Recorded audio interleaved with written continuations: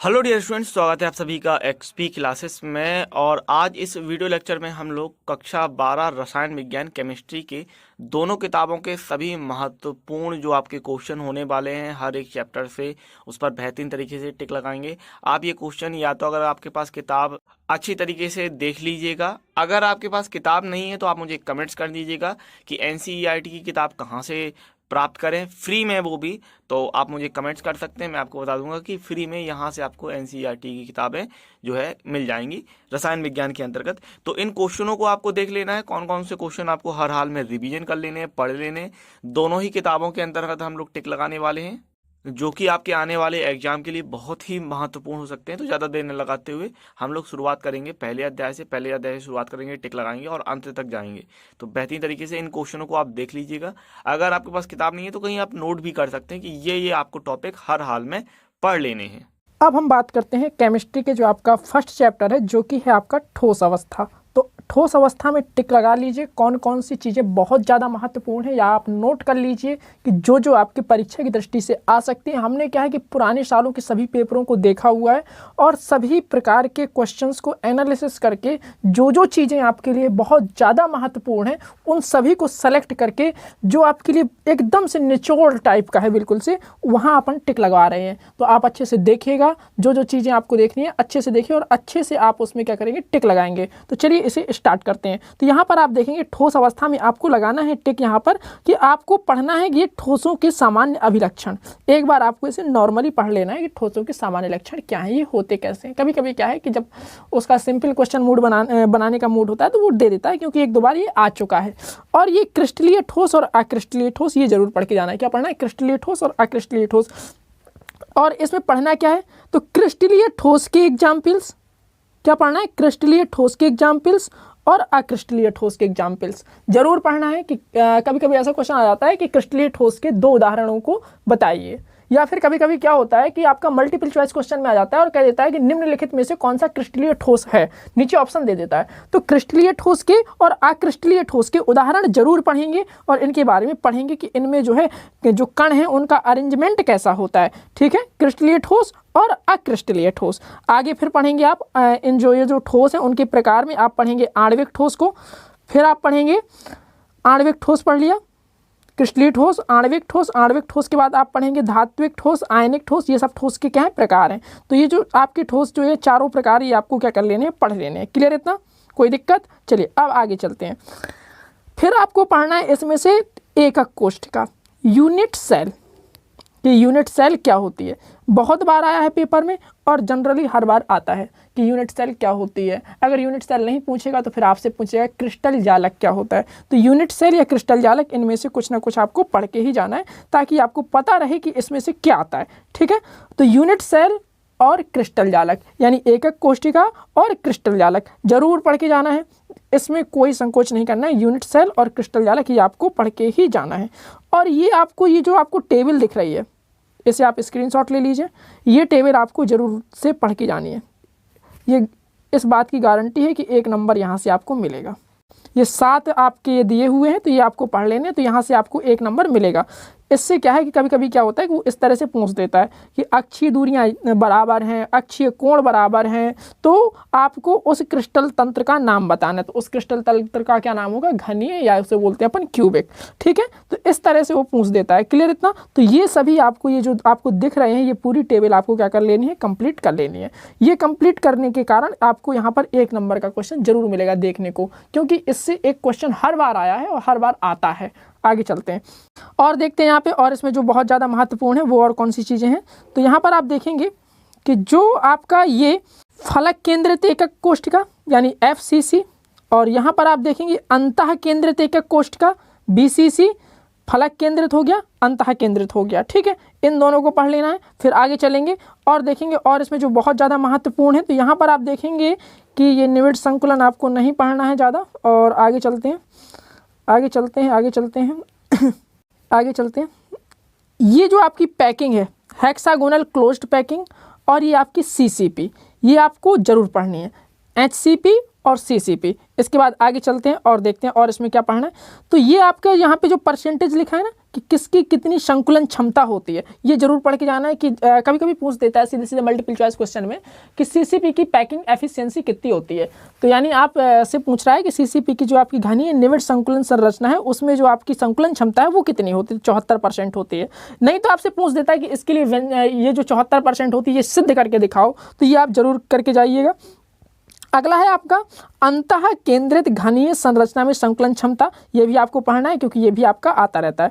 तो ये आपका बहुत ज़्यादा महत्वपूर्ण है कि इसका 68% होता है। एससीसी का कितना होता है, तो एससीसी का 52% होता है। ये बात आप ध्यान रखेंगे। सीसीपी और एचसीपी की जो अधिकतम संकुलन क्षमता होती है वो कितनी होती है, 74%। तो इसे आपको ध्यान रखना है। तो ये 3 चीज़ें आप जरूर पढ़ेंगे। एक ये सरल घनीय जालक में संकुलन क्षमता, एक इसके ठीक ऊपर क्या है, अंतः केंद्रित घनीय संरचनाओं में संकुलन क्षमता, इसके ठीक ऊपर ये है आपका अष्टफलकीय रिक्तियों में जो आपका ये संकुलन क्षमता क्या कर रहे हैं, अपन निर्धारित कर रहे हैं। इतना क्लियर?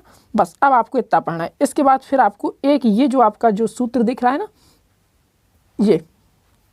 ये आपका सूत्र जो है वो आपका डेंसिटी का है। डेंसिटी मतलब घनत्व का है। तो इस सूत्र को आपको जरूर पढ़ लेना। और यहाँ पर आप जानते हैं कि ये जो डेंसिटी वो किन किन चीज़ों पर निर्भर कर रही है। तो डेंसिटी निर्भर कर रही है आपकी जेड पर, एम पर, ए पर, एन ए पर। तो आप जानते हैं कि जेड क्या है, तो जेड आपका परमाणु क्रमांक है, एम उसका द्रव्यमान है ना। तो इस तरह से आप इन्हें क्या कर लेना है, कंप्लीट कर लेना है। तो घनत्व का आपको सूत्र ये जो आपको दिख रहा है, डी बराबर Z M upon a cube N A. N A क्या है आपका, तो एन ए है आपका अवोगाद्रो संख्या। अवोगाद्रो संख्या की वैल्यू आपको पता होनी चाहिए। और डी बराबर Z M upon a cube N A, इसे आपको अच्छी तरह से कंप्लीट कर लेना है। अच्छे से ध्यान रखिएगा। घनत्व से एक न्यूमेरिकल जरूर मिलेगा, घनत्व से एक न्यूमेरिकल जरूर मिलेगा, ये आप ध्यान रख लीजिए अच्छे से। क्या घनत्व से एक न्यूमेरिकल आपको अवश्य मिलेगा। उसके बाद बात आती है कि ये जो इनमें दोष होते हैं वो कौन कौन से होते हैं। तो जो इसके दोष हैं इनमें से आपको पढ़ लेना है। फ्रैंकेल दोष आगे मिलेगा, अभी मैं बताऊंगा। फ्रैंकेल दोष, शॉर्टकी दोष, और फिर आपको पढ़ना है रिक्तिका दोष, और फिर आपको पढ़ना है अंतरकाशी दोष, है ना। तो इस तरह से आपको ये 4 दोष पढ़ लेने हैं, ठीक है। फ्रैंकेल दोष, शॉर्टकी दोष, ध्यान से अच्छे से रखना है आपको याद कि आपको फ्रैंकेल दोष पढ़ना है, शॉर्टकी दोष पढ़ना है ना। और आपको इनके उदाहरण भी ध्यान रखने के। फ्रैंकेल दोष जो है कब पाया जाता है, कैसे यौगिकों में फ्रैंकेल दोष पाया जाता है, कैसे यौगिकों में आपका एफ सेंटर्ड दोष पाया जाता है, कैसे यौगिकों में आपका रिक्तिका दोष पाया जाता है। तो ये आपको क्या है कि ये आपको ध्यान रखना है। फ्रैंकेल दोष कहाँ पाया जाता है और आपका जो आपका शॉर्टकी दोष है वो कहाँ पाया जाता है। तो आपको इतना ध्यान रखना है। फिर आपको ये पढ़ लेने हैं पी प्रकार के अर्धचालक क्या होते हैं और एन प्रकार के अर्धचालक क्या होते हैं और ये बनाए कैसे जाते हैं, ठीक है। तो पी प्रकार के अर्धचालक और एन प्रकार के अर्धचालक आपको पढ़ लेने और ये पता करना है आपको कि ये बनाए कैसे जाते हैं, और इनके बारे में फिर आपको इतना ही पढ़ना है। फिर इसके बाद फिर आपको मैं इसमें आपको न्यूमेरिकल्स में बता दे रहा हूँ कि आपको यहाँ पर कौन कौन से प्रश्न कर लेने चाहिए। तो ये जो आपका क्वेश्चन जो आपका दिख रहा है 1.11, इसे आप अच्छे से पढ़ के जाएंगे।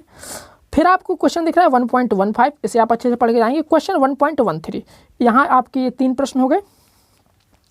और यहाँ आप यहाँ पे देखेंगे तो आप प्रश्न नंबर 1.19 हो गया। और यहाँ पर आप देखेंगे प्रश्न नंबर 1.14 और 1.15, 1.14 और 1.15, इन्हें आप जरूर ध्यान रखिएगा, ठीक है। क्लियर इतना? प्रश्न इस तरह से भी आ जाते हैं कभी कभी कि इनको उचित उदाहरणों सहित समझाइए। लौह चुंबकत्व क्या होता है, अनुचुंबकत्व क्या होता है, फेरी चुंबकत्व क्या होता है, प्रतिलौह चुंबकत्व क्या होता है। तो इस तरह से आप इनसे पढ़ सकते हैं। क्लियर हुआ इतना? तो यहाँ तक कोई दिक्कत, कोई समस्या? तो ये आपको ठोस अवस्था में अगर ओवरऑल देखा जाए तो क्या पढ़ना है, आपको पढ़ना है ठोसों के प्रकार पढ़ने हैं, क्रिस्टलीय ठोस के बारे में पढ़ना है, आपको अक्रिस्टलीय ठोस के बारे में पढ़ना है कि क्रिस्टलीय ठोस कैसे होते हैं, अक्रिस्टलीय ठोस कैसे होते हैं, है ना। और इन दोनों के क्या करने, एग्जाम्पल जरूर पढ़ने हैं। फिर आपको यूनिट सेल पढ़ना है, फिर आपको क्या पढ़ना है, फिर आपको पढ़ना है कि FCC क्या होता है, फिर आपको पढ़ना है BCC क्या होता है, फिर आपको पढ़ना है CCP क्या होता है, फिर आपको पैकिंग एफिशिएंसी पढ़नी। तो ये पैकिंग एफिशिएंसी जब आप पढ़ेंगे कि ये देखेंगे कि आपका जो पैकिंग की जो क्षमता होती है किसमें कितनी होती है। तो इसके बाद फिर आपको क्या पढ़ना है कि ठोसों में जो रिक्तिकाएं के कारण जो दोष होता है ना, ठोसों में जो दोष होते हैं, शॉर्टकी दोष क्या होता है और आपका फ्रैंकेल दोष क्या होता है। तो इन सभी दोषों के बारे में आपको पढ़ना है। फिर उसके बाद आपको घनत्व का फॉर्मूला पढ़ना है। घनत्व के फॉर्मूले से रिलेटेड आपको 2-4 क्वेश्चन लगा के जाने हैं। बस आपको ठोस अवस्था है बस इतना ही पढ़ना है। अब हम चलते हैं चैप्टर नंबर 2 की तरफ, जिसका नाम है हमारा विलयन। चलिए अब हम बात करते हैं दूसरे चैप्टर की, जिसका नाम है विलयन। विलयन यानी सॉल्यूशन। अब सॉल्यूशन में देखते हैं कौन कौन से आपके जो टॉपिक हैं बहुत ज़्यादा महत्वपूर्ण है, परीक्षा की दृष्टि से बहुत ज़्यादा महत्वपूर्ण है और जो बोर्ड परीक्षा में आ सकते हैं। तो सबसे पहले तो आपको ये ध्यान रखना है कि विलयन जो आपका जो चैप्टर है इसमें कौन कौन सी चीज़ें सम्मिलित होती हैं। तो सबसे पहले आपको ये ध्यान रख लेना है हल्का हल्का कि विलेय क्या होता है, ये आपको पढ़ लेना है। और आपको क्या पढ़ना है, विलायक क्या होता है, क्या पढ़ेंगे, विलेय और विलायक। ये दोनों को पढ़ने के बाद फिर आप पढ़ेंगे, आगे चलेंगे। ये यहाँ पर आपके बहुत सारे सूत्र दिए हुए हैं जो आपके न्यूमेरिकल्स में काम आएंगे। कहाँ काम आएंगे, न्यूमेरिकल्स में काम आएंगे। जनरली देखा गया है कि जो विलियन चैप्टर है इससे 3 से 5 नंबर के न्यूमेरिकल्स आते हैं, तो आप इसे जरूर देख के जाइएगा कि आपको क्या करना है। और बहुत ही आसान न्यूमेरिकल्स आते हैं। केमिस्ट्री की एक बहुत खास बात है, न्यूमेरिकल्स देता तो है लेकिन बहुत आसान देता है। इसमें क्या होता है कि आपको केवल एक फार्मूला याद करके जाना होता है और सामने वो सब कुछ दे देता है, आपको वहाँ से उठा के फार्मूले में फिट करना होता है और जोड़ बाकी करना होता है, सो आपका आंसर आ जाता है खट्ट से। अब आप यहाँ पे देखेंगे कि आपको क्या पढ़ के जाना है, तो आपको ये जो आपका सूत्र दिख रहा है ना, द्रव्यमान प्रतिशत, आपका आयतन प्रतिशत, तो ये आपको पढ़ के जाना है। आगे आपको क्या मिलेगा, आगे आपको ppm मिलना है ना, और इसकी तो डेफिनेशन भी पूछी जा चुकी है कई बार, किसकी, ppm की, पार्ट पर मिलियन। तो इसकी आपको डेफिनेशन पढ़ लेनी है और आपको इसका सूत्र पढ़ लेना है। और आप यहाँ देखेंगे मोल अंश, मोल अंश की डेफिनेशन जरूर याद करें, मोल अंश की डेफिनेशन जरूर पढ़ें और मोल अंश के बारे में पढ़ें कि मोल अंश क्या होता है, मोल अंश में निकालते कैसे हैं, विलेय का मोल अंश कैसे निकालते हैं, विलायक का मोल अंश कैसे निकालते हैं। तो ये सब चीज़ें आपको जरूर पढ़नी चाहिए। मोल अंश हो गया। मोल अंश के बाद आप ये जो न्यूमेरिकल दिख रहा है ना, न्यूमेरिकल नंबर 2.1 उदाहरण का, इसे आप जरूर लगा के जाइएगा। बहुत महत्वपूर्ण है और बहुत अच्छा साबित होगा आपके कॉन्सेप्ट को बढ़ाने के लिए, क्योंकि जैसे ही आप मोल अंश वगैरह आप ऊपर से पढ़ के जाते हैं तो आप यहाँ पर डायरेक्ट उसका एप्लीकेशन कर सकते हैं। जैसे अपन ने मोल अंश ऊपर पढ़ा, यहाँ आप सीधे सीधे लगा सकते हैं कि भाई मोल अंश कैसे निकालते हैं ग्लाइकॉल का, है ना, मोल अंश कैसे निकालते हैं जल का। तो ये सब चीज़ें आप यहाँ से क्या कर सकते हैं, यहाँ पे अप्लाई कर सकते हैं। अगली चीज़ मोलरता, मोलैरिटी, ये बहुत आती है पेपर में, इसकी सीधे सीधे डेफिनेशन आती है, नहीं तो फॉर्मूला आ जाता है। और इसका तो मात्रक भी आ जाता है भैया, कभी कभी क्या आ जाता है, मात्रक। तो मात्रक, डेफिनेशन, फॉर्मूला, मोलरता का क्या पढ़ेंगे, मात्रक, डेफिनेशन, फॉर्मूला। अब मात्रक, डेफिनेशन और फॉर्मूला, अब जैसे मान लो अपन को क्या है कि भाई अपन को फार्मूला याद है, डेफिनेशन नहीं है पता, तो फार्मूला याद है कि अपने के पास विलेय के मोल बटे विलियन का आयतन लीटर में। आपको कुछ नहीं करना, आप सीधे सीधे लिखेंगे कि 1 लीटर विलियन में जितने विलेय के मोल घुले रहते हैं वो क्या कहलाता है, आपका मोलरता कहलाता है। ठीक है, क्लियर इतना। और ये है तुरंत मोलरता ऊपर। ये एनसीईआरटी वालों ने जो आपका किताब बनाई है क्लास 12th की केमिस्ट्री की, बहुत बेस्ट किताब बनाई है, बहुत ही मैं इससे इम्प्रेस्ड हूँ। इन्होंने क्या किया है कि जैसे ही ऊपर आपने कॉन्सेप्ट दिया है, नीचे उस कॉन्सेप्ट को यूज करके दिखाया है ना। तो इन्होंने ऊपर आपको मोलरता की डेफिनेशन दी है, मात्रक दिया हुआ है, परिभाषा, सब कुछ दिया हुआ है। नीचे उन्होंने मोलरता के ऊपर तुरंत एक न्यूमेरिकल लगा के दिखाया कि भाई मोलरता को आप ऐसे यूज कर सकते हैं। इतना क्लियर। आगे देखिए, आगे अगला है वो आपका मोललता, मोलैलिटी। क्या आपका मोललता, या इसी को बोलते हैं मोलैलिटी। मोलैलिटी में आपको क्या है, तो मोलैलिटी आपको ये याद रखना है कि इसका मात्रक क्या होता है, सबसे पहली बात और सबसे बड़ी बात। तो मोलैलिटी का आपको क्या रखना है याद, मात्रक। मात्रक याद रखने के बाद फिर आप इसका क्या पढ़ेंगे, मात्रक पढ़ लेंगे ध्यान से। मात्रक पढ़ने के बाद फिर आप इसका क्या पढ़ेंगे, फिर आप इसका सूत्र पढ़ेंगे। सूत्र, मात्रक और इसकी क्या है, डेफिनेशन। डेफिनेशन तो वही कहानी है कि विलायक के 1 किलोग्राम मोल में जितने आपको वो विलेय के मोल रहते हैं वो क्या कहलाता है, आपका मोललता कहलाता है। तो आप इसे अच्छे से हो गया क्लियर इतना। तुरंत आपको ये वाला सवाल लगा लेना है। आगे चलेंगे, आगे आपको क्या पढ़ना है, आगे अब बता रहे हैं। ये जो है आपका आगे आपको पढ़ना है, यहाँ से आपको यहाँ पे अब आपको ये पढ़ना है द्रवीय विलयनों का वाष्प दाब। द्रवीय विलयनों को वाष्प दाब पढ़ लेंगे, इसके बाद फिर अपन आगे चलेंगे और देखेंगे और क्या पढ़ना है। यहाँ पर लिखा हुआ है डाल्टन के आंशिक दाब का नियम, तो ये आप एक बार पढ़ लेंगे कि डाल्टन के आंशिक दाब का नियम क्या है। तो इसे आप जरूर पढ़ के जाएंगे, डाल्टन के आंशिक दाब का नियम। इसके बाद आगे देखेंगे और देखते हैं और क्या पढ़ना है आपको। फिर आपको यहाँ पर राउल्ट का जो नियम दिख रहा है ना, ये बहुत महत्वपूर्ण है, राउल्ट का नियम। तो राउल्ट का नियम आपको पढ़ना है। आगे देखते हैं यहाँ पे, फिर ये देखना है कि आदर्श विलयन क्या कहलाते हैं, अनादर्श विलयन क्या कहलाते हैं। हो गया, आदर्श और अनादर्श विलयन, मतलब आदर्श विलयन वो होते हैं जो राउल्ट के नियम का पालन करते हैं, अनादर्श वो होते हैं जो राउल्ट के नियम का पालन नहीं करते हैं। फिर ये जो आपका वेरी मोस्ट इंपॉर्टेंट टाइप का जो पार्ट आ जाता है वो आ जाता है अणुसंख्यक गुणधर्म। अणुसंख्यक गुणधर्म क्या है और अणुसंख्यक गुणधर्म कितने होते हैं, और आणविक द्रव्यमान की गणना। तो इसमें आपको केवल पढ़ना है अणुसंख्यक गुणधर्म, कॉलिगेटिव प्रॉपर्टी। ठीक है, अणुसंख्यक गुणधर्म में सबसे पहला आपका अणुसंख्यक गुणधर्म आता है वाष्प दाब का आपेक्षिक अवनमन। तो ये आपको पढ़ लेना, क्या पढ़ना है, वाष्प दाब का आपेक्षिक अवनमन। आपके ये 4 हैं, आपको चारों पढ़ लेने। ठीक है, वाष्प दाब का आपेक्षिक अवनमन हो गया। उसके बाद आप पढ़ेंगे क्वथनांक का उन्नयन। मैं आपको एक बात बता दूं कि यहाँ पर जो है आपका ये जो 4 अणुसंख्यक गुणधर्म हैं आपके, इनमें से एक न्यूमेरिकल बड़ा वाला आपका जरूर आएगा। एक न्यूमेरिकल कन्फर्म मानिए इससे, ठीक है। क्वथनांक का उन्नयन, वाष्प दाब का अवनमन, और अगर हम आगे देखते हैं तो ये है आपका क्वथनांक का उन्नयन, हिमांक का अवनमन, हिमांक का अवनमन, क्वथनांक का उन्नयन, वाष्प दाब का अवनमन। इस तरह से जब आप इन्हें करेंगे तो ये जो आपकी चारों प्रॉपर्टी है, चौथी प्रॉपर्टी क्या है, चौथी प्रॉपर्टी आपकी परासरण दाब। तो इन चारों प्रॉपर्टी में से कोई ना कोई एक क्वेश्चन आपको जरूर मिलेगा, और ये चारों प्रॉपर्टी मिला के कम से कम आपको 5 नंबर दिला के जाएंगी, कोई दिक्कत की बात नहीं है। अच्छे से आप इसे कवर करिएगा, अच्छे से आप इसे पढ़िएगा तो ये बहुत अच्छा आप इसमें स्कोर कर सकते हैं, क्योंकि ये जो विलियन चैप्टर है ये आपका बहुत ही ईजी, और आप कह सकते हैं कि इतना ईजी है कि आपको केवल फॉर्मूले याद करने हैं, सीधे सीधे आपको उसमें फिट करना है, सवाल आपका बन जाएगा, कोई दिक्कत। चलिए आगे चलते हैं। परासरण दाब हो गया, फिर आगे देखते हैं। फिर आपको पढ़ना है यहाँ पे परासरण दाब के बाद असामान्य मोलर द्रव्यमान, इसे आपको पढ़ लेना है। असामान्य मोलर द्रव्यमान क्या होता है, ठीक है। असामान्य मोलर द्रव्यमान के बाद फिर आपका जो बहुत इंपॉर्टेंट है वो है आपका वान ठाप फैक्टर। तो ये आपका यहाँ पे है वान ठाप गुणांक। तो यहाँ आपको ये पढ़ लेना है कि वान ठाप गुणांक क्या होता है, बस इतना ही पढ़ना है आपको कि वान ठाप गुणांक क्या होता है, कैसे निकालते हैं इसे, ठीक है। चलिए अब हम देखते हैं कि इसके जो इंपॉर्टेंट न्यूमेरिकल्स हैं उनको कैसे करना है। तो ये आपको अच्छे से नोट करिएगा।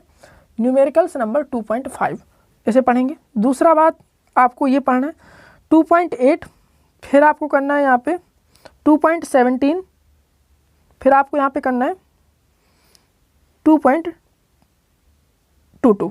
तो ये आपको न्यूमेरिकल्स इतने क्या हैं आपके सफिशिएंट हैं।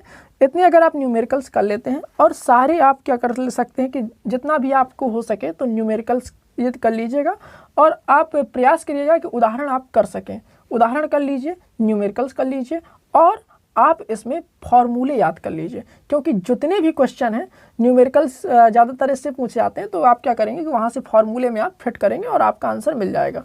क्लियर इतना। तो विलियन में आपको क्या पढ़ना है, तो विलियन पढ़ लेना है। विलायक कौन है, विलेय कौन है, हो गया इतना। फिर आप क्या पढ़ेंगे, फिर पढ़ेंगे आप मोलरता, मोललता, पीपीएम, है ना। इस चीज़ों को आपको पढ़ने के बाद फिर आप पढ़ेंगे राउल्ट का नियम, हेनरी का नियम, डाल्टन का नियम, ये नियम हो गए, ठीक है। फिर आप पढ़ेंगे क्वालिटेटिव प्रॉपर्टी में आप वाष्प दाब का अपेक्षिक अवनमन, फिर आप पढ़ेंगे हिमांक का अवनमन, हिमांक के अवनमन के बाद फिर पढ़ेंगे आप क्या पढ़ेंगे आप क्वथनांक का उन्नयन, क्वथनांक के उन्नयन के बाद पढ़ेंगे परासरण, परासरण दाब, वान ठाप फैक्टर। तो इतना आपको इसमें क्या कर लेना है बहुत अच्छे से, ठीक है। क्लियर इतना। मोल प्रभाज, मोल अंश, ये सारी चीज़ें आपको अच्छे से कंप्लीट कर लेनी है। जितनी मैंने टिक लगवाई हैं उन्हें तो आपको छोड़कर जाना ही नहीं है। चलिए आगे चलते हैं। चलिए अब हम बात करते हैं अगले आपका जो टॉपिक है वो है आपका वैद्युत रसायन। वैद्युत रसायन में आपको देख लेना है कौन कौन सी चीज़ें बहुत ज़्यादा महत्वपूर्ण है, आप उसे टिक लगाइएगा, ठीक है। सबसे पहले आपको पढ़ना है वैद्युत रसायन में, सबसे पहले आपको पढ़ेंगे वैद्युत रासायनिक सेल।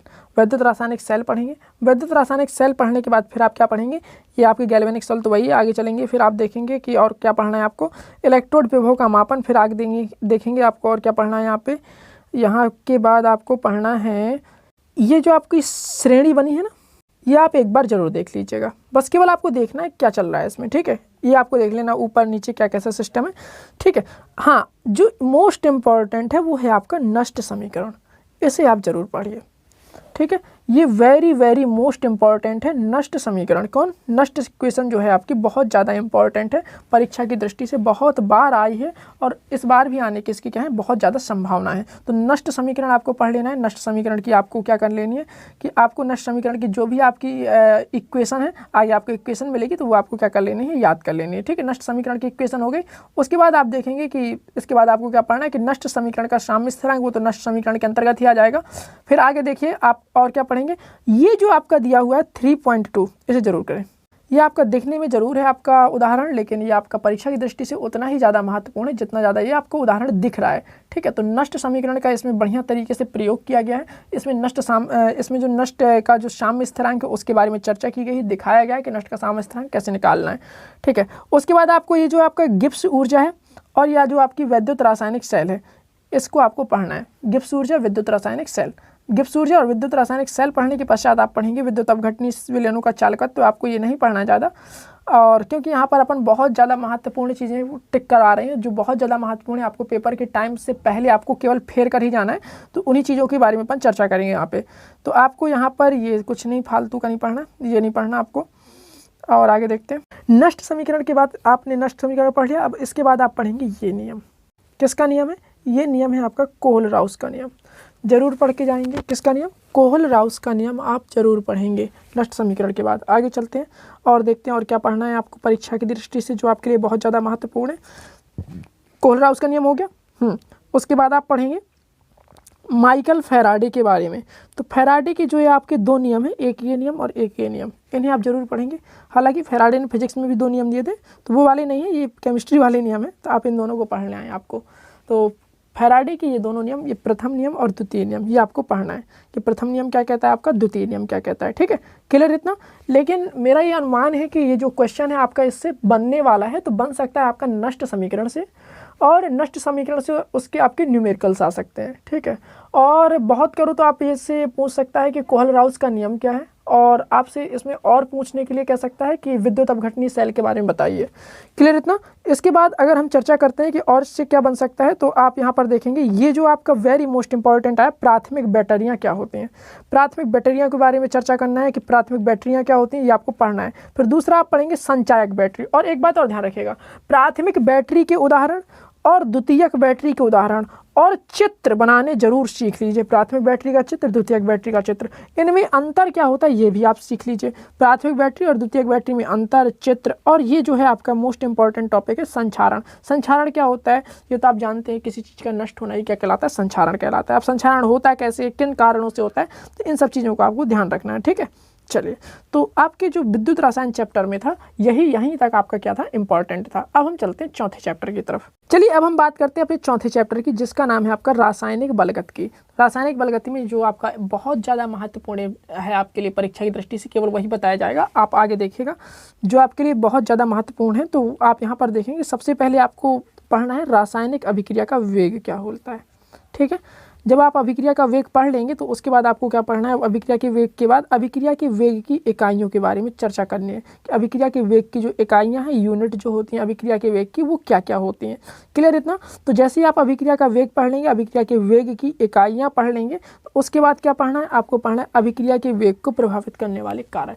आपसे क्या होता है कि प्रश्न सीधे सीधे पूछ देता है कभी कभी कि अभिक्रिया के वेग को परिभाषित कीजिए एवं अभिक्रिया के वेग को प्रभावित करने वाले किन्हीं दो कारणों की चर्चा कीजिए। क्लियर इतना। हाँ, आगे चलेंगे। इतने के बाद फिर आपसे पूछा जाएगा कि जो आपसे पूछ सकता है ये आपकी अभिक्रिया की कोटि, ये जरूर पढ़ेंगे। क्या, अभिक्रिया का वेग और अभिक्रिया की कोटि। क्योंकि कभी कभी क्या है कि वो कह देता है अभिक्रिया का वेग तथा अभिक्रिया की कोटि में तुलना कीजिए। कभी कभी ये पूछ लेता है अभिक्रिया का वेग तथा अभिक्रिया की कोटि में अंतर क्या है। तो ये अपन को स्पष्ट करने के लिए अभिक्रिया के वेग के बारे में जानकारी होनी चाहिए और अभिक्रिया की कोटि के बारे में जानकारी होनी चाहिए। फिर आगे पढ़ेंगे अपन अभिक्रिया की आणविकता। आणविकता के बारे में भी आपसे पूछ लेता है कि अभिक्रिया की कोटि और आणविकता में क्या अंतर है। तो इस तरह से आपको ये क्या कर लेना है, पढ़ लेना है। अभिक्रिया का वेग क्या होता है, अभिक्रिया की कोटि क्या होती है, अभिक्रिया की आणविकता क्या होती है। क्लियर इतना कि एक अणु का अभिक्रिया है, द्विअणु का अभिक्रिया है, त्रिअणु का अभिक्रिया है। हाँ, अब बात आती है मोस्ट इंपॉर्टेंट चीज़ है जो कि आपकी शून्य कोटि की अभिक्रिया। ठीक, शून्य कोटि की अभिक्रिया में आप क्या पढ़ेंगे कि शून्य कोटि की अभिक्रिया क्या कहलाती है, पहली बात। ठीक है, दूसरी बात क्या पढ़ेंगे, इसका डेरिवेशन कैसे निकालते हैं शून्य कोटि अभिक्रिया का। तीसरी बात क्या पढ़ेंगे, तीसरी बात इसके लिए के की वैल्यू क्या होती है। चौथी बात इसके लिए क्या पढ़ेंगे कि के का जो आपका मात्रक होता है वो क्या होता है। हो गया आगे समझ में। ठीक, तो शून्य कोटि की अभिक्रिया में क्या क्या पढ़ेंगे कि इसका जो के होता है उसका मात्रक क्या होता है, के को हम निकालते कैसे हैं, ये होती क्या है, ये सामान्य अभिक्रियाएं होती हैं कि असामान्य अभिक्रियाएं होती हैं। और एक और बात, इसका आपको क्या पढ़ लेना है, उदाहरण जरूर करना है, एक उदाहरण कंप्लीट करना है शून्य कोटि की अभिक्रिया का। क्लियर इतना। इसके बाद तुरंत आपको पढ़ना है प्रथम कोटि की अभिक्रिया, फर्स्ट ऑर्डर की रिएक्शन। तो प्रथम कोटि की अभिक्रिया होती क्या है, सबसे पहले आपको ये पढ़ना है। दूसरी बात, प्रथम कोटि की अभिक्रिया के बारे में क्या चर्चा करनी है कि इसका जो आपका साम्य स्थिरांक, आप कह सकते हैं कि जो आपका वेग स्थिरांक होता है के, है ना, उसकी वैल्यू के बारे में चर्चा करनी है, के की वैल्यू कितनी होती है। फिर आपको क्या पढ़ना है, के का मात्रक कितना होता है। क्लियर इतना। तो साम्य स्थिरांक, ये जो आपका के है वेग स्थिरांक, ये इसका मात्रक, और आपको इन सब चीज़ों के बारे में चर्चा करनी है कि इसका मात्रक कैसा होता है। एक और चीज़, इसी में आपका एक टॉपिक आता है अर्ध आयु। तो इसे भी आपको क्या कर लेना है, पढ़ लेना है, अर्ध आयु क्या है। ठीक है, बस। तो आपको प्रथम कोटि अभिक्रिया जरूर पढ़नी है। ठीक है, द्वितीय कोटि अभिक्रिया आप नहीं पढ़ेंगे, ये आपको अभिक्रिया की अर्धायु पढ़नी, जो मैंने अभी बताया आपको। द्वितीय कोटि अभिक्रिया आपको नहीं पढ़नी है। ठीक है, प्रथम कोटि अभिक्रिया तक ही पढ़ना था। अभिक्रिया की वेग की ताप पर निर्भरता आप पढ़ सकते हैं, नहीं तो आप रहने दीजिए, आगे चलते हैं। उत्प्रेरक का प्रभाव रहने दीजिए। तो इतना क्लियर। अब देखिए ओवरऑल अगर समरी बोली जाए तो आपको क्या पढ़ना है, आपको रासायनिक बलगतिकी में पढ़ना है अभिक्रिया का वेग क्या होता है, अभिक्रिया की कोटि क्या होती है, अभिक्रिया की आणविकता क्या होती है, शून्य कोटि की अभिक्रिया क्या होती है, और आपका एक प्रथम कोटि की अभिक्रिया क्या होती है, अभिक्रिया की अर्ध आयु क्या होती है। आपको इतना इसमें पढ़ के ही जाना है, इसे नहीं छोड़ना है, क्योंकि प्रथम कोटि की अभिक्रिया से एक न्यूमेरिकल जरूर आता है। क्या आता है? प्रथम कोटि की अभिक्रिया से एक न्यूमेरिकल जरूर आता है। इस बात को आप दिमाग में बैठा के रखिएगा। चलिए अब हम बात करते हैं कि इसमें से कौन से न्यूमेरिकल्स आ सकते हैं, तो उनके बारे में चर्चा कर ले रहे हैं। तो ये जो आपकी न्यूमेरिकल है आपका 4.11 और जो ये आपका न्यूमेरिकल है 4.12, इन्हें जरूर ध्यान दे लीजिएगा, 4.11 और 4.12, क्योंकि ऐसे ही सारणी बना के वो पूछता है। ठीक है, हाँ, तो अच्छे से ध्यान रखिए 4.11, 4.22 और यहाँ पे जो आपका 4.16 है ये वाला ध्यान रखना है। और आपको ये 4.18 जो दिख रहा है ना, और 4.19, इन्हीं में से एक फंस जाएगा। ठीक है, तो 4.16, 18, 19 जरूर करिएगा। ठीक है, क्लियर इतना? चलिए अब हम चलते हैं अगले चैप्टर की तरफ। चलिए अब शुरू करते हैं चैप्टर नंबर 5, जिसका नाम है पृष्ठ रसायन, सरफेस केमिस्ट्री। सरफेस केमिस्ट्री में जो बहुत ज़्यादा महत्वपूर्ण है उनके बारे में चर्चा करने वाले हैं कि सरफेस केमिस्ट्री में क्या क्या महत्वपूर्ण है। सबसे पहले आपको चर्चा करनी है अधिशोषण क्या होता है, अधिशोषण, अवशोषण, अधिशोष्य, इनके बारे में चर्चा करनी है। जैसे ही आप इसे पढ़ लेंगे अधिशोषण, अवशोषण, अधिशोषण, तो इसके बाद आ जाएगा अधिशोषण के प्रकार। आपको इतना ज़्यादा नहीं पढ़ना है इसमें, केवल आपको हल्का सा पढ़ना है कि ये जरूर पढ़ना है भौतिक अधिशोषण क्या होता है, रासायनिक अधिशोषण क्या होता है। ठीक है, भौतिक अधिशोषण और रासायनिक अधिशोषण में अंतर क्या होता है, इसे आप जरूर पढ़ के जाइएगा। आगे चलते हैं, फिर आगे चलते हैं कि और देखते हैं इसमें और क्या महत्वपूर्ण लग रहा है। आगे चलेंगे, फिर आपको पढ़ना है यहाँ पे उत्प्रेरण, कि उत्प्रेरण क्या है। ठीक है, क्लियर इतना? तो यहाँ पे आप पढ़ेंगे उत्प्रेरण क्या है। उसके बाद आगे देखते हैं, फिर उत्प्रेरण के प्रकार पढ़ेंगे कि उत्प्रेरक वर्धक क्या होता है, उत्प्रेरक विषाक्त क्या होता है। ठीक है, उसके बाद आप पढ़ेंगे समांगी उत्प्रेरक क्या होता है, फिर आगे पढ़ेंगे विषमांगी उत्प्रेरक क्या होता है ना, कि समांगी उत्प्रेरक में कैसी इनकी अवस्थाएं होती हैं, विषमांगी उत्प्रेरक में कैसी इनकी अवस्थाएं होती हैं। तो इतना पढ़ने के पश्चात फिर आप आगे चलेंगे, फिर आप देखेंगे कि इसके बाद ये आप जियोलाइट वगैरह नहीं पढ़ेंगे। ये आपका एंजाइम उत्प्रेरण है, ये आपका कम से कम 1 नंबर का पूछ लेता है क्वेश्चन, 1 नंबर या 2 नंबर का आपका इससे क्वेश्चन आ जाता है कि एंजाइम उत्प्रेरण क्या होते हैं, इनके बारे में थोड़ा सा बताइए। तो एंजाइम उत्प्रेरण आप पढ़ेंगे, है ना, और आप अपनी बॉडी के बारे में बताएंगे, भाई हमारी बॉडी में बहुत सारे एंजाइम पाए जाते हैं ना, तो जो हमारे बहुत सारी क्रियाओं के लिए क्या है, महत्वपूर्ण है। आगे चलेंगे, और आपको ये नहीं पढ़ना है। और देखते हैं यहाँ पे ये जो आपका बना हुआ है, ये एंजाइम उत्प्रेरण की जो क्रियाविधि, ये जरूर कर लीजिएगा। आगे चलते हैं, ये जो आपका सरफेस केमिस्ट्री की अगर कहा जाए ये जो जान है वो ये है कोलाइड। यहाँ से आपकी ओरिजिनल सरफेस केमिस्ट्री शुरू होती है, पृष्ठ रसायन यहाँ से शुरू होता है ओरिजिनल। यहाँ आप बहुत ही अच्छी तरीके से आप इसे पढ़ेंगे। कोलाइड से बहुत क्वेश्चन आता है सरफेस केमिस्ट्री में, तो कोलाइड आप जरूर पढ़ेंगे, कोलाइड का वर्गीकरण आप जरूर पढ़ेंगे। और आप यहाँ पे परिक्षिप्त प्रवस्था और परिक्षेपण माध्यम, अब ये आपका इंपॉर्टेंट ही है तो ये तो लगवाना ही पड़ेगा, परिक्षिप्त प्रवस्था और परिक्षेपण माध्यम, ये आप जरूर पढ़ के जाएंगे। परिक्षिप्त प्रवस्था और परिक्षेपण माध्यम, परिक्षिप्त प्रवस्था क्या होती है, परिक्षेपण माध्यम क्या होता है। कभी कभी ऐसे पूछ लेते, कह देता है कि भाई जो कोहरा होता है उसे परिक्षिप्त प्रवस्था परिक्षेपण माध्यम क्या क्या होता है। तो इस तरह से आपसे क्वेश्चन क्या कर लेता है, पूछ लेता है। ठीक है, जैसे यहाँ पे आपको कुछ दिए हुए, जैसे आपका कोहरा है ना, तो परिक्षिप्त प्रवस्था क्या होती है, परिक्षेपण माध्यम क्या होता है। जैसे अपन ने कोहरा देखा है, ये कोहरा है, तो परिक्षिप्त प्रवस्था क्या है, आपकी द्रव है, परिक्षेपण माध्यम क्या है, आपका गैस है। तो इस तरह से आपसे ऐसे पूछ लेगा कि आप क्रीम में क्या होता है ना, तो आपका गैस और द्रव, इस तरह से। ठीक है, क्लियर इतना? नेक्स्ट है आपका द्रवरागी कोलाइड, द्रवरागी या आप कह सकते हैं हाइड्रोफिलिक। तो द्रवरागी कोलाइड क्या होते हैं कि ऐसे कोलाइड जो द्रव से प्रेम करते हैं। द्रव से प्रेम करने का मतलब कि जो द्रव में बढ़िया आराम से घुल जाते हैं, वो क्या कहलाते हैं, आपके द्रवरागी कोलाइड।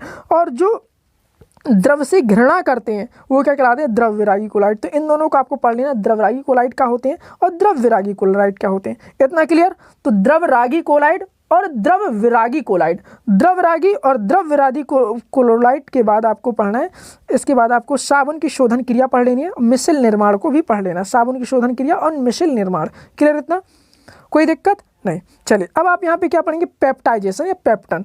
क्लियर हुआ इतना? पेप्टन पढ़ने के बाद फिर पढ़ेंगे आप डायलिसिस। डायलिसिस यानी अपोहन, अपोहन मतलब छानने को कहते हैं अपोहन। ठीक है, फिर आपको पढ़ना है यहाँ के बाद टिंडल इफेक्ट, कि टिंडल इफेक्ट क्या है, टिंडल इफेक्ट अपन को दिखाता क्या है, टिंडल इफेक्ट का प्रभाव क्या होता है। तो ये आपको पढ़ना है कि टिंडल इफेक्ट किसने खोजा था। फिर इसके बाद पढ़ना रॉबर्ट ब्राउन का ब्राउनियन मोशन, ब्राउनी गति, टिंडल इफेक्ट, ब्राउनी गति। ठीक है, इसके बाद आप पढ़ेंगे ये वैद्युत कण संचलन क्या होता है। ये बहुत इंपॉर्टेंट है, वैद्युत कण संचलन। क्या क्या इंपॉर्टेंट है, टिंडल इफेक्ट, ब्राउनियन मोशन, वैद्युत कण संचलन। ध्यान रखिएगा इस टॉपिक में। स्कंदन या अवक्षेपण, स्कंदन क्या होता है या अवक्षेपण क्या होता है ना, जब कोई आपका पेस्ट बन के नीचे की तरफ बैठ जाता है, दैट इज कॉल्ड स्कंदन, है ना।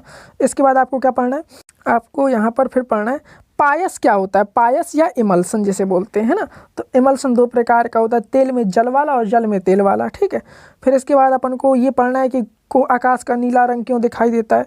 ये आप केवल पढ़ लेंगे तो आपको क्या है कि इजीली आपको समझ में आ जाएगा कि आकाश हमारा नीला क्यों होता है ना। कोहरा, धुंध और बरसात क्या होती है, ठीक है, इतना क्लियर। खाद्य सामग्री को हमने पैक करके कैसे रखते हैं, ये किस प्रकार से कोलाइड के रूप में ये आपकी भूमिका निभाते हैं। तो ये आपका हो गया चैप्टर नंबर 5 जिसे हम बोलते हैं सरफेस केमिस्ट्री। तो सरफेस केमिस्ट्री हो गया आपका चैप्टर नंबर 5। अब इसके बाद जो आपका जो चैप्टर नंबर 6 है वो तत्वों के निष्कर्षण का सिद्धांत एवं प्रक्रम है, वो आपका सिलेबस से कट गया है, हट गया है, ठीक है। तो अब हम चलेंगे इसके बाद चैप्टर नंबर 7 के पास जिसका नाम है पी ब्लॉक एलिमेंट। चलिए चलते हैं पी ब्लॉक एलिमेंट के पास। चलिए अब हम चर्चा करेंगे कि पी ब्लॉक के तत्वों में क्या क्या आपके लिए महत्वपूर्ण है, क्या क्या आपकी परीक्षा के लिए आ सकता है। अच्छे से देखिएगा, पी ब्लॉक का जो चैप्टर है बहुत बड़ा चैप्टर है, क्योंकि इसमें आपके 3 वर्ग ही आपके सिलेबस में आपका वर्ग 15वां के तत्व दिए हुए हैं ना, वर्ग आपके 16 के तत्व दिए हैं, वर्ग 17 के, वर्ग 18 जो जो आपके इंपॉर्टेंट है मैं उन सभी में टिक लगवाने वाला हूं। तो आप इस अच्छे से देखिएगा। सबसे पहले आपको क्या पढ़ना है, इलेक्ट्रॉनिक विन्यास, परमाणु एवं आयनिक त्रिज्या, आयनन एंथैल्पी, वैद्युत ऋणात्मकता। ये तो आपके क्या है कि बेसिक इन्फॉर्मेशन है इनके बारे में। तो इलेक्ट्रॉनिक विन्यास क्या होता है पी ब्लॉक वालों का, परमाणु एवं आयनिक त्रिज्या ये कैसे शो करते हैं, ऊपर से नीचे जाने पर इनकी त्रिज्याएं कैसी होती हैं, है ना, इनकी आयनन एंथैल्पी कैसी होती है, वैद्युत ऋणात्मकता कैसी होती है। अब मैं इन सबको आपको पढ़ना ही पड़ेगा। ये जो आपको चारों दिख रहे हैं ये आपको पढ़ना ही पड़ेगा, इसमें कोई मतलब समझौता नहीं कर सकते, है ना, कि कहने कि आप एक में टिक लगवा दीजिए, क्योंकि ये सभी आते हैं पेपर में और इससे लॉन्ग आता है एक। सबसे बड़ी बात तो ये है, पी ब्लॉक से एक लॉन्ग आता है, तो आप इसे अच्छे से पढ़ के जाइएगा। आगे देखेंगे इसमें जो आपका केमिकल प्रॉपर्टीज़ में आपकी जो ये किस किस से रिएक्शन करता है, कि पी ब्लॉक वाले की जो हाइड्रोजन से रिएक्शन होती है वो कैसी होती है, ऑक्सीजन के प्रति ये किस प्रकार की रिएक्शन दिखाते हैं, हेलोजन के प्रति किस प्रकार से रिएक्शन दिखाते हैं। तो ये आपको जरूर पढ़ के जाना है कि ये जो पी ब्लॉक के तत्व हैं, ये जो आपका चैप्टर है, इसे आपको अच्छे से जो जो चीज़ें मैं टिक लगवा रहा हूँ इन्हें तो आपको छोड़कर ही नहीं जाना है। ये ऑक्सीजन से रिएक्शन के बाद आपको पढ़ना है कि पी ब्लॉक के तत्वों की जब अपन धातु के साथ रिएक्शन कराते हैं, ये धातु के साथ कैसे क्रियाशील हो जाते हैं, धातु के साथ क्रियाशील होकर यौगिक कैसे बनाते हैं, कौन कौन से यौगिक बनाते हैं, ये आपको पढ़ लेना है। इसके बाद आपको पढ़ना है ये डाई नाइट्रोजन, आप रहने दीजिएगा। आगे चलते हैं, जो आपका बहुत ज़्यादा इंपॉर्टेंट है वो है आपकी अमोनिया। अमोनिया जरूर पढ़ें, अमोनिया बनती कैसे है, किसने बनाई थी। सबसे पहले तो ये जो आपका अमोनिया बनाने की आपकी जो ये विधि है ना, यूरिया से जो अमोनिया बनाने की जो विधि थी ये आपको पढ़ना है। और ये आप देखेंगे ये जो हैबर प्रोसेस द्वारा जो आपकी व्यापक स्थिति से जो आपकी अमोनिया बन रही है ये आप जरूर पढ़िए। क्या पढ़ेंगे, हैबर विधि द्वारा अमोनिया का निर्माण। क्या पढ़ेंगे, हैबर प्रोसेस। बहुत बार ये लॉन्ग में आया है कि हैबर प्रोसेस से अमोनिया का निर्माण कैसे होता है, तो ये आपका हैबर प्रोसेस है और ये आपका अमोनिया के निर्माण की विधि है। फिर इसके बाद आप पढ़ेंगे कि अमोनिया में जो है आपका संकरण कौन सा होता है। क्या होता है भैया, संकरण कौन सा होता है। तो मैं आपके यहाँ बता दे रहा हूँ कि अमोनिया में sp3 संकरण होता है, ठीक है। इसके बाद इसके जो बीच का जो बॉन्ड एंगल होता है वो कितना होता है, तो 107.8 का होता है। 107.8 को इस तरह से आप इसे देखेंगे। और फिर आप यहाँ पे जो इसके अमोनिया के और ज़्यादा जो आपके कह सकते हैं कि लक्षण वगैरह हैं, जैसे मान लीजिए ये रिएक्शन कैसे करती है, तो ये जो रिएक्शन जो ही इसकी रासायनिक अभिक्रियाएं हैं वो आपको जरूर से जरूर पढ़ लेनी चाहिए। तो मेरा ये सुझाव है आपको कि अमोनिया आप जरूर पढ़ के जाएं, ठीक है, क्लियर। आगे चलते हैं, नाइट्रोजन के ऑक्साइड, ये नाइट्रोजन का ऑक्साइड है N2O, N2O3, NO2, N2O4, N2O5। तो ये आपको केवल इनके नाम। तो अगला जो आपका वेरी मोस्ट इंपॉर्टेंट टॉपिक है वो है आपका नाइट्रिक अम्ल। नाइट्रिक अम्ल मतलब HNO3। ये क्या होता है, नाइट्रिक अम्ल के बारे में आपको पढ़ना है और इसको बनाते कैसे, क्या नाइट्रिक अम्ल बनता कैसे है, इतना क्लियर। नाइट्रिक अम्ल और नाइट्रिक अम्ल बनता कैसे है, इस चीज़ को जरूर ध्यान रखिएगा। नाइट्रिक अम्ल क्या होता है, नाइट्रिक अम्ल बनता कैसे है, ठीक है। ये दोनों हो गया। उसके बाद आगे चलेंगे, फिर आपको क्या पढ़ना है, फिर आप देखते हैं यहाँ पे, फिर आपको यहाँ पे फॉस्फीन पढ़ लेनी है। फॉस्फीन का सूत्र क्या होता है और फॉस्फीन बनती कैसे है, और इसका ज़्यादा नहीं तो आप एक एक करके इनकी रिएक्शन जरूर याद रखें, ठीक है। और एक बार क्या है कि आपका मल्टीपल चॉइस क्वेश्चन में आया था कि होम सिग्नल्स में किसका उपयोग करते हैं, तो इसका किसका उपयोग करते हैं, तो फॉस्फीन का, ठीक है।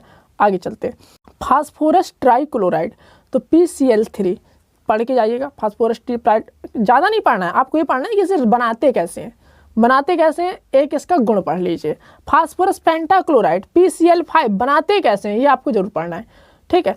क्या है कि कभी कभी आपसे पूछ देता है कि PCl बनाने की 2 विधियाँ बताइए, PCl5 बनाने की 2 विधियाँ बनाइए। तो PCl5 बनाने की 2 विधियाँ हो गई, फिर आपको 2 गुण पढ़ लेने, बस हो गया, ठीक है। और ये इसका स्ट्रक्चर है कि इसे बनाते कैसे हैं, क्लियर इतना। चलिए अब हम चलते हैं आगे की और देखते हैं इसमें और क्या क्या आपके लिए महत्वपूर्ण है। ये जो आपके दिख रहे हैं ना फास्फोरस की जो ये अम्ल हैं, ये आप इनके स्ट्रक्चर बनाना जरूर सीख लीजिए कि फास्फोरस के अम्ल की स्ट्रक्चर। कभी कभी वो आपको ऐसे दे देता है कि H4P2O5, इसका स्ट्रक्चर बना के दिखाइए 2 नंबर, ठीक है। हाँ, तो ऐसे आप इनकी स्ट्रक्चर सीधे सीधे पूछ लिए जाते हैं, पूछ लिए जा चुके भी हैं। तो इसलिए इनका जो है आप अगर आप सब ना पढ़ सकें तो सब तो आपको पढ़ना ही पड़ चाहिए, क्योंकि आपके लिए ये जो है बहुत ज़्यादा महत्वपूर्ण है। तो ये आपको ये जो जितने 7 दिए होंगे 1 2 3 4 5 6 7, तो ये आप जरूर पढ़िए, ठीक है। आगे चलते हैं। अब आप पढ़ेंगे इसके बाद ओजोन को। क्या पढ़ेंगे? ओजोन। जो परीक्षा के लिए महत्वपूर्ण है वो है आपकी ओजोन। ओजोन के पढ़ने के बाद फिर आप कैसे पढ़ेंगे, आगे आप टिक लगाइएगा। सल्फर आप पढ़ेंगे, सल्फर के अपर रूप पढ़ेंगे। इसके बाद आप पढ़ेंगे सल्फर डाइऑक्साइड। कहाँ गई सल्फर डाइऑक्साइड? ये है सल्फर डाइऑक्साइड, ये है सल्फर डाइऑक्साइड की बनाने की विधि आप पढ़ेंगे, सचित्र वर्णन उसका पढ़ेंगे और उसे अच्छे से पढ़ेंगे, सल्फर डाइऑक्साइड के गुण भी, ठीक है। तो सल्फर डाइऑक्साइड के साथ कोई मजाक नहीं करेंगे, ओजोन के साथ कोई मजाक नहीं करेंगे, ठीक है। फिर आप पढ़ेंगे सल्फ्यूरिक अम्ल, बहुत महत्वपूर्ण है। क्या? सल्फ्यूरिक अम्ल। सल्फ्यूरिक अम्ल का जो आपका निर्माण है वो कैसे होता है, सल्फ्यूरिक अम्ल के निर्माण की जो आपकी ये औद्योगिक विधि है वो कैसी है, तो ये आपको जरूर पढ़ के जाना है। क्या? सल्फ्यूरिक अम्ल। सल्फ्यूरिक अम्ल हो गया। इसके बाद आप पढ़ेंगे सल्फ्यूरिक अम्ल के गुणधर्म, सल्फ्यूरिक अम्ल के रासायनिक गुण कौन कौन से हैं, सल्फ्यूरिक अम्ल के भौतिक गुण कौन कौन से हैं, ये कैसा होता है, ठीक है। इतना क्लियर ना? चलिए अब इसके बाद आ जाते हैं अपन आगे की तरफ, जो कि है आपका वर्ग 17 के तत्व। वर्ग 17 में कौन है, तो वर्ग 17 में मैं आपको बता दे रहा हूँ थोड़ा सा कि वर्ग 17 में ये है फिर, कल, बाहर, आई, आंटी। तो ये हैं आपके वर्ग 17 के तत्व, फ्लोरीन, क्लोरीन, ब्रोमीन, आयोडीन, एटमीन, ठीक है। चलिए आगे चलते हैं। तो ये हैं आपके वर्ग 17 के तत्व। जैसे आप वर्ग 17 के तत्वों के बारे में आप देखेंगे तो ये इनके यहाँ पे इलेक्ट्रॉनिक विन्यास है, परमाणु तथा आयनिक त्रिज्याएं, आयनन एंथैल्पी, इलेक्ट्रॉनिक लब्धि एंथैल्पी, विद्युत ऋणात्मकता, ये आपको क्या कर लेने, पढ़ लेने, ठीक है। क्लियर इतना। फिर आपको भौतिक गुण, रासायनिक गुण में आप क्या पढ़ेंगे कि वर्ग 17 के जो आपके रासायनिक गुण हैं वो कौन कौन से हैं। तो यहाँ पर आप देखेंगे, तो यहाँ पर वर्ग 17 में जो है आपके रासायनिक गुण, यहाँ पर अगर अपन आगे चलते हैं तो देखते हैं यहाँ पे वर्ग 17 में आपका क्लोरीन। तो क्लोरीन आपको ध्यान रखना है कि बनाते कैसे हैं। जो भी आपको यौगिक आपको या जो भी आपको कंपाउंड आपको बनाना है या आपको जो भी कंपाउंड के बारे में पढ़ना है, आपको सबसे पहले याद रखना है कि बनाते कैसे हैं, इसके बनाने की क्या कोई विधि है, तो उस विधि का नाम ध्यान रखना है कि ये कौन सी विधि है, किस विधि से हम इसे बना रहे हैं, ठीक है। क्योंकि वहाँ पर जब आप मेंशन करके लिखेंगे ना कि हम क्लोरीन को इस विधि से बना रहे हैं, तो वो मतलब अलग ही इफेक्ट डालेगा, ठीक है ना। जैसे इसमें था क्लोरीन का डीकेन विधि से इसका निर्माण, तो लिखेंगे क्लोरीन का डीकेन विधि से निर्माण हम निम्न प्रकार से कर रहे हैं। और उसने कहा क्लोरीन बनाने की 2 विधियों का वर्णन करो, तो आप सीधे सीधे लिखेंगे क्लोरीन बनाने की एक विधि डीकेन विधि। डीकेन विधि के बारे में आप उसे लिखेंगे तुरंत खट्ट से, फिर उसके बाद लिखेंगे वैद्युत अपघटन प्रक्रम, ठीक है। तो इस तरह से आप लिख सकते हैं क्लोरीन के गुण कि इसका उपयोग कहाँ कहाँ होता है। क्लियर इतना। क्लोरीन के बाद फिर पढ़ेंगे आप हाइड्रोजन क्लोराइड। क्लियर इतना, ठीक। इसके बाद आप पढ़ेंगे क्लोरीन के ऑक्सी अम्ल जो है, ठीक है। इसके बाद आप पढ़ेंगे, बस ठीक है आप रहने दीजिए, जब ज़्यादा नहीं पढ़िए क्लोरीन के लिए। बस अब आप पढ़ेंगे ये वर्ग 18 के तत्व। वर्ग 18 के तत्वों को अपन अक्रिय गैस तत्व भी कहते हैं। और इसमें वही लोग आते हैं कि हीलियम फैमिली वाले लोग हैं कि हैं, ना, अगर, कर, जीरो, रन में आउट। तो helium, neon, argon, krypton, xenon और रेडॉन, ठीक है। तो ये आपके क्या है वर्ग 18 के तत्व, ठीक है। तो ये वर्ग 18 के तत्व में आप क्या पढ़ेंगे, तो ये आप जानते हैं कि इनका आयनन एंथैल्पी कैसा होता है। तो जब एक बार आप इसे पढ़ लेंगे, देखिए क्या है कि ऊपर से नीचे जाएंगे तो आपकी कुछ चीज़ें क्या है कि बढ़ती हैं, कुछ चीज़ें आपकी घटती हैं, तो वो आप एक पैटर्न फॉलो होता है। तो आप इसे अच्छे से पढ़िएगा, अच्छे से देखिएगा कि आयनन एंथैल्पी क्या है इसकी, वर्ग 18 की। वर्ग 18 का आपका विद्युत ऋणात्मकता कैसे बढ़ रही है, कैसे घट रही है, क्या हो रहा है, किसकी विद्युत ऋणात्मकता सबसे ज़्यादा है, किसकी कम है। इसके बाद आप पढ़ेंगे इसके जो है आपके ये स्ट्रक्चर आ जाता है कभी कभी बनाने को, है ना। तो ये आप जरूर इसके स्ट्रक्चर देखिए, ठीक है। तो जैसे XeF6, XeF2, XeF4, तो ये स्ट्रक्चर जरूर आप देख के जाइए, ठीक है। कभी कभी पूछ देता है आपसे कि XeOF4 को स्ट्रक्चर बना के दिखाइए, तो इसका स्ट्रक्चर आप बना के दिखा सकते हैं, ठीक है। चलिए अब आगे चलते हैं। तो ये हो गया आपका चैप्टर नंबर 7 कंप्लीट। अब हम चलते हैं चैप्टर नंबर 8 के पास। अब एक बात का विशेष ध्यान रखेंगे, सबसे बड़ा चैप्टर नंबर 7, सबसे ज़्यादा नंबर चैप्टर नंबर 7 दिलाएगा। ठीक है, क्योंकि 1 लॉन्ग तो ये दिलाएगा ही आपको। कौन? चैप्टर नंबर 7 ये आपको 1 लॉन्ग दिलाएगा। इस बात की अच्छी तरह से आप दिमाग में बैठा लीजिए। आगे चलते हैं चैप्टर नंबर 8 के पास। चलिए स्टार्ट करते हैं चैप्टर नंबर 8, जो कि आपकी परीक्षा की दृष्टि से कितना महत्वपूर्ण है वो आप जान ही सकते हैं। चलिए इसे स्टार्ट करते हैं कि इसमें क्या क्या आपका आ सकता है। तो सबसे पहले बात आती है कि चैप्टर नंबर 8 का नाम क्या है। तो चैप्टर नंबर 8 का नाम है एफ ब्लॉक के तत्व और डी ब्लॉक के तत्व। तो जो ये आपके डी और एफ ब्लॉक के तत्व हैं इन्हें अपन कहते क्या हैं? तो डी ब्लॉक के तत्वों को कहते हैं संक्रमण तत्व और एफ ब्लॉक के तत्वों को कहते हैं अपन आंतरिक संक्रमण तत्व। इनकी चर्चा करते हैं, है ना। तो डी ब्लॉक के तत्वों की अपन विशेषताएं की चर्चा करेंगे। विशेषताओं में आपको ध्यान रखना है, अगर आपसे हो सकता है तो आप ये टेबल जरूर बनाएं। जैसे आगे ना कि डी ब्लॉक के तत्वों की विशेषताएं लिखिए, तो आप विशेषताएं लिखने के बाद ये आप टेबल बना देंगे ना तो उस पर बहुत अच्छा इफेक्ट पड़ेगा। मैं आपको याद करने का तरीका दिखाई दे रहा हूँ। ये आपकी टेबल बनी हुई है, सुनिएगा अच्छे से। साइंस टीचर वेरी, चलिए पढ़िएगा अच्छे से मेरे साथ। Science teacher very crazy man, फिर कोई नया काम जिम्मेदारी से देगा। Clear? Science teacher very crazy man, फिर कोई नया काम जिम्मेदारी से देगा। क्लियर इतना? चलिए अगर हम दूसरा अगर देखें तो दूसरा भी अपन बढ़िया अच्छी तरीके से पढ़ सकते। कैसे? यार जरा नब मोहन तक रुके रहो, पढ़ाई आज करा दो। यार जरा नब मोहन तक रुके रहो, पढ़ाई आज करा दो। यार जरा नब मोहन तक रुके रहो, पढ़ाई आज करा दो। एक दो बार जैसे आप इसे लिखेंगे ना तो आपको बिल्कुल घुस जाएगा दिमाग में। अगला देखिएगा, ये आपका तृतीय श्रेणी है। तो ला हफ्ता वरना रे उसे ईरान पटक आऊँगा। ठीक है, तो 2 बार आप इसे जैसे ही आप इसे लिखेंगे तो आपका ये बिल्कुल क्लियर हो जाएगा। चलिए मैं एक बार फिर से सुनाई दे रहा हूँ। ला हफ्ता वरना रे उसे ईरान पटक आऊँगा। Is that clear? हाँ, तो जैसे ही अगर आपका आता है कि आप डी ब्लॉक के तत्वों की विशेषताएं लिखिए, आप यही बना देंगे तो स्टार्टिंग में ही वो क्या है, उसका दिल बाग बाग हो जाएगा, खुश हो जाएगा आपका एग्जामिनर और कहेगा अरे वाह ये तो बढ़िया आदमी है। ठीक है, चलिए ऐसे ही बता दूँ। चलो इसे देख लो। एक्टिव रफ डिब्बा, एक्टिव रफ डिब्बा, एक्टिव रफ डिब्बा शुगर भर हंस मत। एक्टिव रफ डिब्बा में शुगर भर हंस मत। ठीक है, 10 रथ है। ठीक है, सुन ले। चलिए आगे चलते हैं। इसके बाद संक्रमण तत्वों के सामान्य गुण। तो ये मैंने आपको बताया, सबसे पहले आपको इनके नाम ही याद रखने हैं। नाम अगर याद कर लेते हैं तो आधे से ज़्यादा सामान्य गुण तो आपके वैसे ही कंप्लीट हो गए।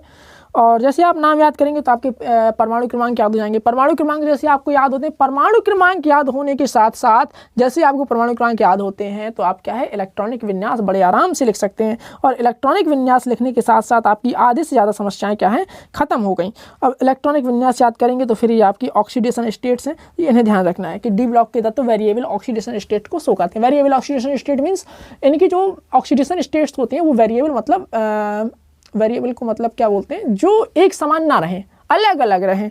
तो ये क्या करते हैं कि ये इनकी ऑक्सीडेशन स्टेट क्या है, +2 से +7 के बीच रहती है। ठीक है, चलिए इसके बाद आपको क्या पढ़ना है, फिर आपको ये पढ़ना है कि इनके जो गुण हैं, इनके गुण में से एक इनका गुण है कलर्ड कंपाउंड को बनाना। अब वैसे आप लोगों ने प्रैक्टिकल तो करे ना होंगे, है ना। प्रैक्टिकल करे होते तो पता भी होता है कि कलर्ड कंपाउंड कैसे बनाते हैं, है ना। CuSO4 होता कैसा है ना। तो वही मैं हमेशा कहता हूँ कि भाई आप लोगों को प्रैक्टिकल करने चाहिए। चलो ठीक, कोई बात नहीं। अब ये जो है ना कलर्ड कंपाउंड बनाते हैं। कलर्ड कंपाउंड में आप देख लीजिए, जैसे आपका वेनेडियम हो गया, है ना, ये आपका कलर्ड कंपाउंड है ना, बनाता है। जैसे मान लीजिए आपका मैग्नीज हो गया, ये भी कलर्ड कंपाउंड बनाता है। अगर आप वहाँ पे सॉल्यूशन देखेंगे ना CuSO4 का लैब में तो देखेंगे ब्लू कलर का होता है। ठीक है, तो वो आपका कलर्ड कंपाउंड। तो ये लोग क्या है, कलर कंपाउंड बनाते हैं। कौन? डी ब्लॉक के तत्व। तो इतना क्लियर। अब ये डी ब्लॉक के तत्व कलर्ड कंपाउंड बनाते क्यों हैं, तो इस बात को आपको पढ़ना है। उसमें लिखा होगा क्यों बनाते हैं। ये इसलिए बनाते हैं कि उनके पास कुछ इलेक्ट्रॉन वगैरह क्या होते हैं, कम होते हैं। ठीक है, हाँ आगे चलेंगे। ये संकुल यौगिक बनाते हैं। संकुल यौगिक मतलब, संकुल यौगिक मतलब आप कह सकते हैं कि ये जो आपकी खतरनाक टाइप की यौगिक बनी है ना, ऐसी बड़ी बड़ी सी, हाँ यही कहलाते हैं संकुल यौगिक। अरे कॉम्प्लेक्स कंपाउंड जिन्हें बोलते हैं, उपसे संयोजी यौगिक टाइप के। आगे चलेंगे। ये इनके पास उत्प्रेरकीय गुण क्या क्या होता है। जैसे मान लीजिए कि ये लोग जो है ना उत्प्रेरक का काम करते हैं। क्यों करते हैं? इनके पास वेरिएबल ऑक्सीडेशन स्टेट, वेरिएबल इनकी ऑक्सीडेशन स्टेट होती है। इनके पास बहुत सारी क्या फ्री वैलेंसीज होती हैं, बढ़िया आराम से चिपका लेते हैं। आ जाओ इस तरह से। तो इसके बाद आगे चलेंगे। फिर आपको पढ़ना है यहाँ पे इसमें एक चीज़ को जरूर पढ़ना है, पोटेशियम डाइक्रोमेट कहाँ गया, ये है, पढ़ के जाइएगा, पोटेशियम डाइक्रोमेट इंपॉर्टेंट है। ठीक है, आगे देखते हैं लैंथेनॉइड। ठीक है, अब ये कैसे याद करेंगे। ठीक है, चलिए मैं आपको याद करने का ट्रिक बताता हूँ। एफ ब्लॉक के तथ्य अपन तो सब याद करते हैं, कोई दिक्कत नहीं है, सुनिएगा अच्छे से। LA आपको याद करना पड़ेगा, ला। ठीक है, अब सुनिए कैसे, शीने पर नतिया प्रेम की समाई। ठीक है, इस तरह से आपको याद करना पड़ेगा। ठीक है, यूं गदगद तब दया हुई। ठीक है, फिर आपको ये देखना पड़ेगा इंजीनियर टॉम यबलू, इस तरह से आपको याद करना पड़ेगा। आगे चलते हैं, और फिर आपको ध्यान रखना है ऐसे इलेक्ट्रॉनिक विन्यास इनका कैसा होता है ना। इलेक्ट्रॉनिक विन्यास के बारे में आपको देखना है कि इसमें जो अंतिम इलेक्ट्रॉन है वो कौन सी कक्षा में प्रवेश करता है, तो इसे आप ध्यान रखेंगे। आगे चलते हैं, इसमें जो आपको पढ़ना है, दो चीज़ें पढ़नी है, लैंथेनाइड संकुचन और एक्टिनाइड संकुचन, जरूर पढ़ के जाइएगा। ठीक है, क्या पढ़ेंगे, लैंथेनाइड संकुचन और एक्टिनाइड संकुचन। ठीक है, ये एक्टिनाइड है, एक्टिनाइड के बारे में क्लियर इतना, तो लैंथेनाइड संकुचन और एक्टिनाइड संकुचन। अब हम चलते हैं अगले चैप्टर के। चलिए अब स्टार्ट करते हैं। ये जो बहुत मोस्ट इंपॉर्टेंट टॉपिक है वो है आपका उपसहसंयोजन यौगिक वाला। तो उपसहसंयोजी यौगिक वाला जो आपका टॉपिक है, छोटा सा टॉपिक है, लेकिन ये आपको 7 से 8 नंबर दिला के जाएगा। ठीक है, आप पेपर में देखेंगे, आपको पेपर में मज़ा आ जाएगा। इसमें आपको 7 से 8 नंबर मिलने वाले हैं। सुनिएगा, इसमें जो आपको इसमें टिक लगवाएंगे बहुत ज़्यादा बिल्कुल सटीक क्वेश्चन होंगे वो बिल्कुल। तो सबसे पहले आपको ध्यान रखना है उपसे संयोजन यौगिक क्या होते हैं। ठीक है, तो उपसे संयोजन यौगिक में आपको पढ़ लेना है उसकी डेफिनेशन, उपसे संयोजन यौगिक होते क्या हैं। ठीक है, क्लियर इतना। फिर इसके बाद जो सबसे पहला टॉपिक है, very most important topic, Werner का सिद्धांत। क्या पढ़ना है, वर्नर का सिद्धांत। तो ये वर्नर कौन था, तो ये आपका स्विस वैज्ञानिक जिनका नाम एल्फ्रेड वर्नर था। उन्होंने बताया था कि किस प्रकार से कलर्ड कंपाउंड का फॉर्मेशन होता है, तो इसे आप ध्यान रखेंगे। एल्फ्रेड वर्नर का हो गया। वर्नर के बाद फिर आपका बताएंगे कि वर्नर ने कैसे बताया था कि प्राथमिक संयोजकता कौन संतुष्ट करता है, द्वितीयक संयोजकता कौन संतुष्ट करता है। इसके बाद आप देखेंगे ये जो आपकी उपसे संयोजन यौगिकों से संबंधित जो आपकी डेफिनेशन है कि आपका जो समन्वय संख्या या आप कह सकते हैं कोऑर्डिनेशन इंटरनिटी और आपका केंद्रीय परमाणु या केंद्रीय आयन। ठीक है, इतना क्लियर। हाँ, इसके बाद लिगेंड्स क्या होते हैं, ये जो है ना, इन्हें एक को भी छोड़ के नहीं जाना, सिंगल चीज़ को। ठीक है, क्योंकि कभी कभी 2-2, 3-3 इकट्ठे आ जाते हैं। वो कह रहे हैं निम्नलिखित पर संक्षिप्त टिप्पणी लिखिए, उपसे संयोजन यौगिक, लिगेंड, बाइडेंटिक लिगेंड, है ना, तो इस उभयदंती लिगेंड। तो इस तरह से आप इन्हें छोड़कर नहीं जा सकते, इन्हें अवॉइड नहीं कर सकते। समझ रहे हैं बात को। हाँ, तो लिगेंड जरूर पढ़ें। लिगेंड के बाद यूनिडेंटेड लिगेंड, बाइडेंटेड लिगेंड, और आप कह सकते हैं जो आपका पॉलीडेंटेड लिगेंड है, ये जरूर पढ़ें। ठीक है, तो मतलब एक दंती लिगेंड, द्विदंती लिगेंड, त्रिदंती लिगेंड, बहुदंती लिगेंड, इन्हें जरूर पढ़ें। और हर लिगेंड के क्या करें, एग्जाम्पल जरूर पढ़ें कि एक दंती लिगेंड क्या होता है उसका उदाहरण, द्विदंती लिगेंड क्या होता है उसका उदाहरण, बहुदंती लिगेंड क्या होता है उसका उदाहरण। तो जब हर लिगेंड के अपने पास क्या उदाहरण होंगे, हर लिगेंड के बारे में अपन के पास जानकारी होगी, तो अपन उसे क्या है अच्छे से एक्सप्लेन कर सकते हैं। फिर अपन पढ़ेंगे कीलेट के बारे में। चीलेट के बारे में बहुत अच्छे से पढ़ना है। चीलेट कॉम्प्लेक्स क्या होते हैं, चीलेट कंपाउंड क्या होते हैं, चीलेट कंपाउंड ज़्यादा स्टेबल क्यों होते हैं, इसे भी पढ़ना है। आगे उपसे संयोजन संख्या, उपसे संयोजन संख्या क्या होती है, उपसे संयोजन संख्या निकालते कैसे हैं, ये आपको आना चाहिए, आपको पता होना चाहिए कि उपसे संयोजन संख्या होती क्या है। क्लियर इतना। ठीक, अब आपको ये पढ़ने की कोई आवश्यकता नहीं है। ठीक है, हाँ, ये जरूर आप निकालना सीख लीजिए, केंद्रीय परमाणु की ऑक्सीकरण स्टेट कैसे निकालते हैं। ठीक है, ऑक्सीकरण संख्या कैसे निकालते हैं। और ये है आपका होमोलैप्टिक एंड हेट्रोलैप्टिक कॉम्प्लेक्स, ये आप रहने दीजिए। और आप देखते हैं यहाँ पे और क्या है आपके लिए महत्वपूर्ण, देखते हैं यहाँ पे। ये जो है आपका उपसे संयोजन यौगिकों में समावयवता पढ़ेंगे आप। कैसे पढ़ेंगे, उपसे संयोजन यौगिकों में समावयवता जरूर पढ़ के जाएंगे कि समावयवता कैसी ये प्रदर्शित करते हैं, त्रिविम समावयवता और संरचनात्मक समावयवता। त्रिविम में कैसी, ज्यामिति और ध्रुवण, और इसमें कैसी बॉन्डिंग और उपसे संयोजी बंधन, आयनन और विलायक योजन। क्लियर इतना। चलिए आगे चलते हैं कि ज्यामिति समावयवता क्या होती है, सिस ट्रांस समावयवता क्या होती है, ध्रुवण समावयवता क्या होती है। तो ये समावयवता आप पढ़ेंगे कि समावयवता में होता क्या क्या है। क्लियर इतना, कोई दिक्कत। अब हम बात करते हैं संयोजकता का आबंध सिद्धांत। संयोजकता का आबंध सिद्धांत, क्या, संयोजकता का आबंध सिद्धांत, तो ये वाला चीज़ जरूर पढ़ेंगे। आगे चलते हैं। तो संयोजकता के आबंध सिद्धांत में क्या क्या है, तो लो स्पिन कंपाउंड क्या कहते हैं, लो स्पिन कॉम्प्लेक्स क्या कहलाते हैं, हाई स्पिन कॉम्प्लेक्स क्या कहलाते हैं। ठीक है, तो इन्हें आप जरूर पढ़ के जाइएगा कि लो स्पिन कॉम्प्लेक्स और हाई स्पिन कॉम्प्लेक्स। उदाहरण जरूर देखिएगा, क्यों क्या होता है आपका कि जैसे पेपर में क्वेश्चन आया और उससे पूछा कि ये आपका लो स्पिन है या हाई स्पिन है, इस तरह से क्वेश्चन पूछ देता है। तो क्वेश्चन वो कैसे भी घुमाकर पूछ सकता है, तो हम उन्हीं चीज़ों के बारे में यहाँ पर ये भी बताया जा रहा है कि क्वेश्चन वो पूछ कैसे सकता है, क्वेश्चन वो आपका आ कैसे रहा है। क्लियर इतना। इसके बाद आप पढ़ेंगे कि इसकी लिमिटेशन क्या है। जो आपकी संयोजकता आबंध सिद्धांत है, संयोजकता आबंध सिद्धांत या वीबीटी है वो जो आपकी, वो उसकी लिमिटेशन क्या है। लिमिटेशन मतलब इसकी सीमाएँ क्या हैं, ये कहाँ कहाँ। इसके बाद आप पढ़ेंगे CFT मतलब क्रिस्टल फील्ड थ्योरी, क्रिस्टल क्षेत्र सिद्धांत। क्रिस्टल क्षेत्र सिद्धांत के अब ये इंपॉर्टेंट ही है, तो क्या करेंगे अपन। और क्रिस्टल फील्ड थ्योरी के बाद आप पढ़ेंगे, ये तो अपन चर्चा कर ही चुके हैं ना कि ये कलर्ड कंपाउंड क्यों बनाते हैं पीछे डी ब्लॉक में, तो यहाँ पर भी आप पढ़ सकते हैं, कोई दिक्कत नहीं है। क्लियर इतना। तो आप इसे इतना क्या कर सकते हैं, अच्छे से कवर कर सकते हैं। यहाँ तक आप इसके साथ कोई मजाक नहीं करेंगे और अच्छे से पढ़ेंगे। किसे, उपसे संयोजन यौगिक वाले को। ये आपको 7 से 8 नंबर दे के जाएगा। छोटा सा चैप्टर है, इजी चैप्टर है, ठीक है। और उपसे संयोजी यौगिक जो होते हैं उनका आपको नाम याद रखना है कि नाम कैसे लिखते हैं, क्या इनके जो नाम है, नाम कैसे लिखते हैं उपसे संयोजी यौगिकों के। ध्यान रखिएगा बात को जो मैं कह रहा हूँ, उपसे संयोजी यौगिकों के नाम लिखते कैसे हैं। चलिए आगे चलते हैं। चलिए स्टार्ट करते हैं अपना नया चैप्टर जिसका नाम है हेलो एल्किन तथा हेलो एरीन। हेलो एल्किन और हेलो एरीन में देखते हैं कौन कौन सी चीज़ें आपके लिए बहुत ज़्यादा महत्वपूर्ण है। हेलो एल्किन बनता कैसे, हेलो एरीन बनता कैसे, ठीक है। तो उन सभी के बारे में यहाँ पर चर्चा होगी और कौन कौन से आपके हेलो एल्किन्स और कौन कौन से हेलो एरीन्स आपके लिए महत्वपूर्ण साबित होने वाले हैं। तो चलिए स्टार्ट करते हैं इसे। तो हेलो एल्किन में आप टिक लगाएंगे सबसे पहले कि हेलो एल्किन में आपको जो इंपॉर्टेंट है वो क्या है। तो सबसे पहले आपको तो इनके IUPAC नाम याद सीखने के, इनके नामकरण IUPAC पढ़ के जाना है कि इनका भाई IUPAC नाम कैसा होता है, कैसे इनका IUPAC नामकरण में लिखते हैं। जैसे ये लिखा हुआ है ना, हाँ, जैसे लिखा हुआ है 2 क्लोरोब्यूटेन, है ना। जैसे ये लिखा हुआ है 1 ब्रोमो 2 डाई मिथाइल प्रोपेन। तो ये कैसे किया है इन्होंने, कैसे नाम लिखा, तो ये आपको सब सीखने में, ठीक है।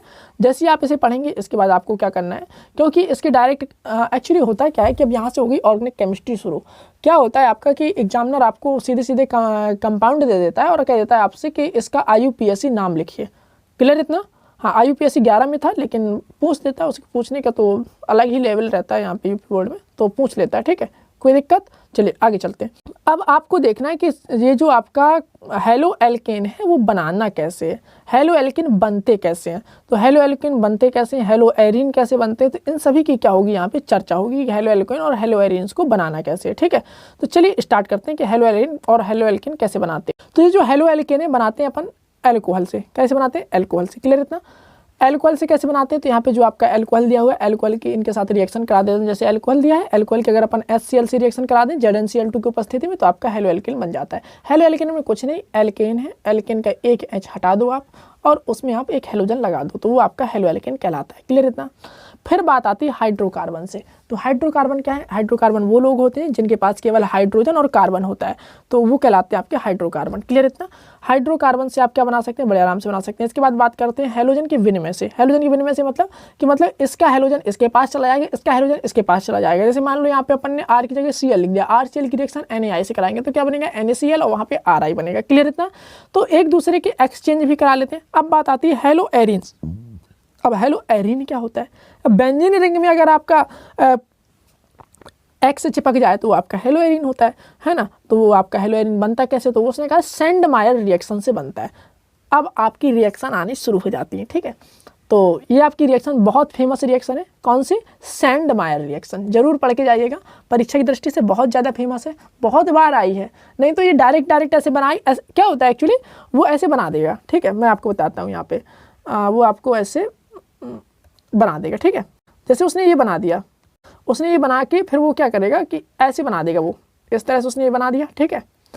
और फिर वो आपको ऐसे करेगा और यहाँ पर आपको लिखेगा ऐसे क्वेश्चन मार्क यहाँ लगा देगा, सॉरी, और ऐसे क्वेश्चन मार्क लगाने के बाद वो आपको ऐसे लगा देगा, ठीक है। फिर वो आपसे कहेगा कि ये आपका ऐसे बना कैसे, है ना। तो इस तरह से आपसे बहुत सारे क्वेश्चन पूछे जा सकते हैं हेलो एरीन के ऊपर। तो हेलो एरीन का ये जो बहुत महत्वपूर्ण अभिक्रिया है वो है आपकी सेंडमायर रिएक्शन। जरूर पढ़ के जाएंगे, सेंडमायर रिएक्शन, हेलो एरीन की बहुत महत्वपूर्ण अभिक्रिया सेंडमायर रिएक्शन। क्लियर इतना। चलिए आगे चलते हैं। सेंडमायर रिएक्शन हेलो एरीन की बहुत ही महत्वपूर्ण अभिक्रिया है और आपकी परीक्षा की दृष्टि से बहुत महत्वपूर्ण है क्योंकि बहुत बार आ चुकी है। आगे चलते हैं। अब बात आती है रासायनिक अभिक्रियाओं के बारे में कि ये कौन कौन सी रासायनिक अभिक्रियाएं प्रदर्शित करते हैं। ठीक है, चलिए स्टार्ट करते हैं। तो यहाँ पर आप देखेंगे आपको SN1 रिएक्शन तैयार करके जानी है, आगे आपको SN2 मिलेगी तो आपको SN2 रिएक्शन भी पढ़ के जानी है। ठीक है, SN1 SN2 अब आते हैं पेपर में बहुत ज़्यादा, तो क्या कर सकते हैं उसमें। SN1 हो गया, SN2 पढ़ना है, उसके बाद आप क्या पढ़ेंगे, कायरलिटी पढ़ेंगे, किरलिटी क्या होती है। ठीक है, किरलिटी के बाद फिर आप पढ़ेंगे, यहाँ पे आगे देखेंगे तो यहाँ पर आप देखते हैं तो यहाँ पे आपको पढ़ना है रिटेंशन, धारण क्या कहलाता है। ठीक है, धारण के बाद आप क्या पढ़ेंगे, धारण के बाद फिर पढ़ेंगे आप प्रतिलोमन, धारण और रश्मीकरण। उसके बाद आप पढ़ेंगे रश्मीकरण के बाद फिर आप पढ़ेंगे, इसके बाद आगे देखते हैं यहाँ पे, तो यहाँ पर आप देखेंगे तो आपको ये रासायनिक वगैरह वगैरह दिख रहा है, ये आपको नहीं देखना है। ठीक है, फिर आपको यहाँ पे पढ़ना है न्यूक्लियोफिलिक रिएक्शन। न्यूक्लियोफिलिक रिएक्शन यानी नाभिक अनुरागी नाभिक स्नेही अभिक्रिया या नाभिक अनुरागी प्रतिस्थापन या नाभिक रागी प्रतिस्थापन, जो भी आप कर लीजिए, सब एक ही बात है। ठीक है, फिर ये है आपका उसके गुण कि इसके गुण क्या क्या हैं। तो ये आपका जो है ना आपका क्लोरोबेंजीन, इसकी रिएक्शन आप जो कराते हैं तो क्या बनता है आपका, तो फिनॉल बन रहा है। ठीक है, इस तरह से आपका आ कैसे सकता है पेपर में, तो पेपर में ऐसे आता है आपका कि इस तरह से वो आप बना देगा वो क्लोरोबेंजीन, और सामने लिख देगा यहाँ क्वेश्चन मार्क, यहाँ बना देगा वो फिनॉल। अभी मैं उस तरह के क्वेश्चन कराऊंगा भी आपको, तो ऐसे वो क्वेश्चन पूछ लेता है। तो ये क्या होता है जब में आ जाता है आपका कि फिनॉल से पिक्रिक अम्ल बनाइए, है ना, क्लोरीन से फिनॉल कैसे प्राप्त करेंगे। इस तरह के प्रश्न बहुत ज़्यादा आते हैं पेपर में, तो इसे आप जरूर ध्यान रखिएगा। आगे चलते हैं, ये जो है आपकी अगली रिएक्शन बहुत ज़्यादा महत्वपूर्ण है सेंडमायर अभिक्रिया के बाद, वो है अगली रिएक्शन फिटिक अभिक्रिया। फिटिक अभिक्रिया में क्या होता है, तो आप देख लीजिए फिटिक अभिक्रिया में क्या होता है कि इस तरह से फिटिक अभिक्रिया आपको पढ़ के जानी है। ठीक है, फिटिक अभिक्रिया के बाद आप पढ़ेंगे DDT, ये कीटनाशक है, बहुत खतरनाक कीटनाशक है, तो इसे आप अच्छे से पढ़ेंगे। DDT अच्छे से पढ़ेंगे, इसे बनाते कैसे हैं, इसका फार्मूला क्या होता है। तो ये आपका DDT का फार्मूला है, और इसे जो बनाने की प्रक्रिया है तो क्लोरल के साथ क्रिया करा के बनाते हैं। ठीक है, चलिए आगे चलते हैं। तो ये आपका हो गया चैप्टर खत्म। अब हम बात करेंगे अगले चैप्टर की, जिसका नाम है आपका अल्कोहल, फिनॉल और ईथर, चैप्टर नंबर 11। चलिए चलते हैं चैप्टर नंबर 11 के पास। अगला चैप्टर है आपका चैप्टर नंबर 11, अल्कोहल, फिनॉल और ईथर। चलिए इसे चर्चा करते हैं। अल्कोहल क्या होता है, ईथर क्या होता है, फिनॉल क्या होता है। तो चलिए चर्चा करते हैं अल्कोहल और ईथर और फिनॉल के बारे में। तो सबसे पहले आपको पढ़ना है अल्कोहल के बारे में। और एक बात और सुनिएगा मेरी, अल्कोहल में आपको पढ़ना है क्या, मोनोहाइड्रिक अल्कोहल क्या होता है, बाईहाइड्रिक अल्कोहल क्या होता है, और ट्राईहाइड्रिक अल्कोहल क्या होता है। इनमें मैं आपको बता दूं, लिटरली आपको तीनों के एक एक उदाहरण पढ़ लेने हैं, और उदाहरणों के नाम भी पढ़ने हैं, है ना। जैसे आप जानते हैं कि मोनोहाइड्रिक अल्कोहल क्या है, तो ये आपका बना हुआ है, तो ये आपका इथाइल अल्कोहल है ना। इस तरह से आपको ऐसे इसका डाईहाइड्रिक का नाम याद रखना है, ऐसे ही आपको ट्राईहाइड्रिक का नाम रखना है। तो इनके नाम आपको क्या करने हैं, याद रखने हैं। ठीक है, मोनोहाइड्रिक अल्कोहल, डाईहाइड्रिक अल्कोहल और ट्राईहाइड्रिक अल्कोहल। इसके बाद आप पढ़ेंगे प्राइमरी अल्कोहल, सेकेंडरी अल्कोहल और टर्सरी अल्कोहल, मतलब प्राथमिक अल्कोहल, द्वितीयक अल्कोहल और तृतीयक अल्कोहल। प्राथमिक अल्कोहल, द्वितीयक अल्कोहल और तृतीयक अल्कोहल, ये तीनों जो हैं आपके मोनोहाइड्रिक अल्कोहल के कह सकते हैं कि प्रकार हैं। ठीक है, क्लियर इतना। इसके बाद फिर आते हैं आप फिनॉल के बारे में। तो फिनॉल को तो आप जानते ही हैं, पहले ही से जानते हैं कि आपका एक बेंजीन रिंग है, उसके पास OH लगा होगा, तो ये फिनॉल होगा। ठीक है, इसके बाद हम बात करते हैं ईथर की। तो ईथर आप जानते हैं कि R-O-R, इस सकल सूरत का जो भी व्यक्ति होता है वो ईथर कहलाता है। आगे चलते हैं। अब बात आती है कि अल्कोहल को नामकरण कैसे करते हैं। तो इन सब चीज़ों के बारे में आप पहले पढ़ चुके हैं 11th में। तो अल्कोहल का नामकरण करने के लिए क्या करते हैं कि लास्ट में ऑल लगा देते हैं। क्या लगा देते हैं, लास्ट में ऑल लगा देते हैं। जैसे अपन जानते हैं CH3OH को देखते हैं, तो इसमें C क्या है, एक, तो एक को C को बोलते हैं मीथ। ठीक है, और CH3 लिखा है तो मीथेन बोलेंगे। ठीक है, अरे अगर यहाँ पे CH4 होता तो मीथेन होता कि नहीं होता। अब आपको लास्ट का E हटा के OL लगा देना है, तो ये हो जाएगा आपका मीथेनॉल। क्या हो जाएगा, मीथेनॉल। क्या हो जाएगा, मेथेनॉल। नल नहीं लिखना, मेथेनॉल गलत हो जाएगा, मेथेनॉल को दूसरा व्यक्ति हो जाएगा। ठीक है, क्लियर इतना। चलिए अब बात आती है फिनॉल का। तो फिनॉल का नामकरण कैसे करना है, ये आपका लिखा हुआ है, अच्छे से पढ़ लीजिएगा एक बार। ठीक है, क्लियर इतना। चलिए अब आगे चलते हैं इनके गुणों के बारे में और इन्हें बनाते कैसे। तो सबसे पहले चर्चा करते हैं इसकी कि इसे बनाते कैसे। एक चीज़ बनाने से पहले एक चीज़ और सुन लीजिए, प्राथमिक, द्वितीयक और तृतीयक अल्कोहल में आप विभेद कैसे करेंगे, तो उनके डिफरेंसेस करने के लिए जो आपकी विधियां हैं वो जरूर पढ़िएगा। विक्टर मेयर विधि, मैं लिख दे रहा हूँ, विक्टर मेयर विधि। दूसरी आपकी ल्यूकोस अभिकर्मक विधि, जरूर पढ़िएगा दोनों को। ठीक है, चलिए आगे चलते हैं। इन्हें बनाना कैसे, बनाना आपको इस तरह से कि इस तरह से आप रिएक्शन कराएंगे तो आपका ये क्या है, अल्कोहल आपका बन जाएगा। क्लियर हुआ इतना। चलिए आगे चलते हैं। ये एल्कोहल कैसे बन रहा है कि यहाँ पे आप एल्डिहाइड का क्या कर रहे हैं, रिडक्शन कर रहे हैं, तो आपका एल्कोहल बन रहा है। ठीक है, यहाँ पे आप क्या कर रहे हैं, कीटोन का रिडक्शन कर रहे हैं, तो आपका एल्कोहल बन रहा है। ठीक है, क्लियर है इतना। हाँ, मैंने अभी आपको क्या बताया कि एल्कोहल में विभेद कैसे करेंगे, तो विक्टर मेयर मेथड और आप ल्यूकोस अभिकर्मक जरूर पढ़ेंगे कि विक्टर मेयर मेथड और ल्यूकोस अभिकर्मक की हेल्प से एल्कोहल में विभेद कैसे किया जाए। क्लियर इतना। अब बात आती है फिनॉल कैसे बनाना है। फिनॉल बनाने के लिए सबसे पहले आपको हेलो एरिन से अगर आप बनाना चाहें तो बहुत ही आसान चीज़ है। हेलो एरिन से कैसे बनाना है फिनॉल को, तो कुछ नहीं करना, आपको क्लोरोबेंजीन लेना है। क्लोरोबेंजीन की रिएक्शन आपको क्या करा देनी है, NaOH से कराने के बाद उसका क्या करा देना है, HCl के साथ रिएक्शन करा देनी है, तो आपका क्या बन जाएगा, फिनॉल बन जाएगा। ठीक है, क्लियर इतना। फिनॉल बनाने की आपकी कई बार विधियां आ चुकी हैं, तो फिनॉल बनाने की विधि आ जाती है पेपर में और उसके 2-3 गुण पूछ लेता है। तो क्या पूछता है, फिनॉल बनाने की किन्हीं 2 विधियों का और उसके 2-3 गुणों का वर्णन कीजिए। तो इस तरह से आपका आ जाता है। नहीं तो आपका इसमें प्रश्न कैसे आते हैं, प्रश्न ऐसे आते हैं कि कैसे प्राप्त करेंगे फिनॉल से पिक्रिक अम्ल, कैसे प्राप्त करेंगे फिनॉल से थैलिक एसिड, कैसे प्राप्त करेंगे फिनॉल से बेंजीन। तो इस तरह के क्वेश्चन इसमें बहुत ज़्यादा आते हैं पेपर में, तो इसे आप अच्छे से देखिएगा। फिर क्यूमीन, अब क्यूमीन तो आपने नाम ही कई लोगों ने सुना नहीं होगा, तो ज़्यादा सुनने की ज़रूरत नहीं है, आप बना लीजिएगा इसे क्यूमीन से कैसे बनता है। तो आप यहाँ पे देखेंगे कि क्यूमीन की रिएक्शन क्या करते हैं, आप क्यूमीन का ऑक्सीडेशन करते हैं, उसके बाद आप क्या करते हैं, उसका जलावघटन करा देते हैं, तो आपका फिनॉल बन जाता है। क्लियर इतना। चलिए आगे चलते हैं। भौतिक गुण आपको ये देखना है कि भाई अल्कोहल जो है वो पानी में घुलनशील होता है। क्यों घुलनशील होता है, क्योंकि इसमें क्या है, आपका हाइड्रोजन बॉन्ड पाया जाता है। तो ये सब चीज़ें आपको पढ़नी पड़ेंगी, देखनी पड़ेंगी। क्लियर इतना। हाँ, और इसमें देखना है कि न्यूक्लियोफिलिक और इलेक्ट्रोफिलिक दोनों के रूप में काम करते हैं। न्यूक्लियोफिलिक के रूप में कैसे काम करता है, इलेक्ट्रोफिलिक के रूप में कैसे काम करता है, इतना आपके पास टाइम है नहीं, तो ज़्यादा आपको ध्यान देना है नहीं। आपको क्या पढ़ना है, आपको ये पढ़ना उसकी अभिक्रियाएं। अभिक्रियाओं में क्या पढ़ना, धातु के साथ अभिक्रिया कि एल्कोहल की अभिक्रिया जब हम धातु के साथ कराते हैं तो क्या बनता है। आगे चलते हैं। एल्कोहल की अभिक्रिया जब हम एल्कोहल अम्ल है कि क्षार है, ये भी आपको देखना। फिनॉल की अम्लता के बारे में चर्चा करनी है, तो फिनॉल अम्ल कैसे होता है, ठीक है, तो इसके बारे में आप इसे पढ़ लीजिएगा तो आपको पता चल जाएगा फिनॉल अम्ल कैसे होता है। क्लियर इतना। चलिए, यहाँ पर आपको ऐसे घुमाना अगर आ रहा है, तो अगर आप ऐसे घुमा देंगे ना तो आपको मजा आ जाएगा। ठीक है, इस घुमाने को बोलते हैं resonating structure of phenol, phenol का अनुनादी संरचना। ठीक है, तो आपको ये घुमाना सीखना पड़ेगा, है ना। तो सीखना कैसे है, तो बहुत ही आसान चीज़ है, आप अच्छे से 1-2 बार देखिएगा। एक्चुअली क्या होता है कि ये जो है आपके ये जो 2 इलेक्ट्रॉन दिख रहे हैं ना, ये वाले, ये इसे आ जाते हैं, तो ये इसे देंगे, यहाँ पे डबल बॉन्ड आ जाएगा। यहाँ डबल बॉन्ड होने का इलेक्ट्रॉन क्या दिखता है, तो यहाँ पे इलेक्ट्रॉन, तो इस तरह से वो इलेक्ट्रॉन घूमता रहता है। ज़्यादा घूमने के कारण उसमें स्टेबिलिटी ज़्यादा रहती है। स्टेबिलिटी ज़्यादा होने के कारण ये आपका इस तरह से। आगे चलते हैं। इसके बाद एस्टराइजेशन, तो इसकी एस्टरीकरण, इससे देख लेते हैं कि इसका एस्टरीकरण कैसे होता है अल्कोहल का। ठीक है, तो इस तरह से आप इसे देख सकते हैं। आगे चलते हैं। अभिक्रियाएं जिसमें, ठीक है, तो जो मैंने स्टार्टिंग में ही बताया था कि ग्लूकोज परीक्षण कैसे होता है। ठीक है, तो ये आपको ध्यान रखना है। ठीक है, आगे चलते हैं। निर्जलन, अब जो अल्कोहल है हमारा उसका निर्जलन करते हैं तो क्या बनता है। ठीक है, तो इसको ध्यान रखना है। आगे चलते हैं। अब इस तरह से रिएक्शन जो है आपको ध्यान रखनी है। क्लियर इतना। चलिए, अब जो महत्वपूर्ण रिएक्शन है मैं उनमें टिक लगवाने वाला हूँ, अच्छे से देखिएगा। तो ये आपको जो महत्वपूर्ण रिएक्शन है वो है आपका फिनॉल का नाइट्रीकरण। क्या, नाइट्रीकरण, ये वाला नहीं, अभी एक और है खतरनाक वाला नाइट्रीकरण, ये वाला बहुत महत्वपूर्ण है, वेरी मोस्ट इंपॉर्टेंट। पूछ लेता है फिनॉल से पिक्रिक अम्ल कैसे बनाएंगे। तो जब आप फिनॉल की नाइट्रीकरण करा देते हैं, और नाइट्रीकरण होना कैसे, तो होना है आपका सायंद्र HNO3 की उपस्थिति में। जब आपका नाइट्रीकरण सायंद्र HNO3 की उपस्थिति में फिनॉल की कराएंगे क्रिया, तो आपका नाइट्रीकरण होता है। और नाइट्रीकरण होने से इस तरह से आपका क्या होता है कि आपका पिक्रिक अम्ल प्राप्त होता है। चलिए आगे चलते हैं। जब फिनॉल की रिएक्शन ब्रोमीन से कराते हैं तो आपका ये बनता है।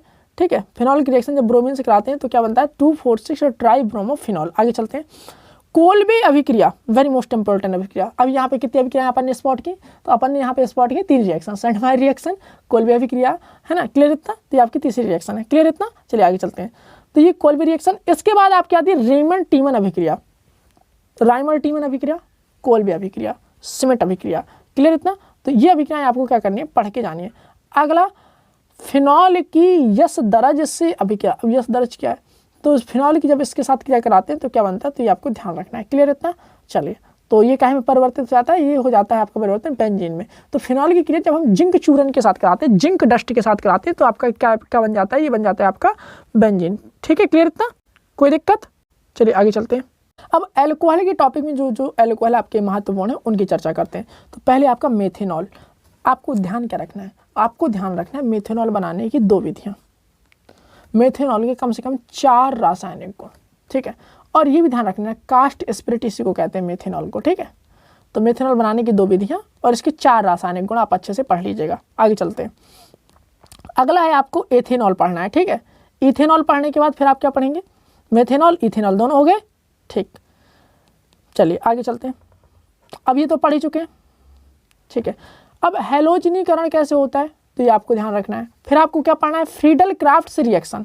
तो फ्रीडल क्राफ्ट अभिक्रिया क्या होती है ये भी आपको क्या करना है, पढ़ना है। क्या, फ्रीडल क्राफ्ट अभिक्रिया पूछ लेता है सीधे सीधे कि फ्रीडल क्राफ्ट क्या होता है एक्चुअली, कि आ जाता है कि निम्नलिखित पर टिप्पणी लिखिए, और टिप्पणी में आपको लिखा रहता है फ्रीडल क्राफ्ट अभिक्रिया पहले नंबर पे, दूसरे नंबर पे रायमंड टीमन अभिक्रिया, तीसरे नंबर पे इस तरह से सिमिट अभिक्रिया, कोल्बे अभिक्रिया, इस तरह से रिएक्शन लिखी रहती है भैया।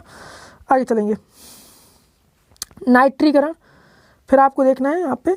तो इस तरह से आपको ये वाला चैप्टर क्लियर करना है। कौन सा चैप्टर है, एल्कोहल, फिनॉल और ईथर वाला। अब हम चलते हैं अगले चैप्टर की तरफ जिसका नाम है चैप्टर नंबर 12, जिसका नाम है आपका एल्डिहाइड, कीटोन और कार्बोक्सिलिक अम्ल। चलिए चलते हैं उसके पास।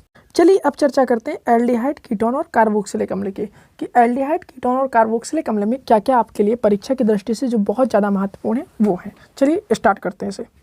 तो एल्डिहाइड का नामकरण कैसे करना है, तो एल्डिहाइड का नामकरण करने के लिए क्या करेंगे, जो आपका वो लास्ट में आपको AL लगा देना है। जैसे आप लिखता है ना अपन, जैसे HCHO, तो एक सी है तो इसे बोलेंगे मीथेन, है ना, तो मीथेनल बोलेंगे, ठीक है। इथेनल, प्रोपेनल, नॉल नहीं नल, ठीक है।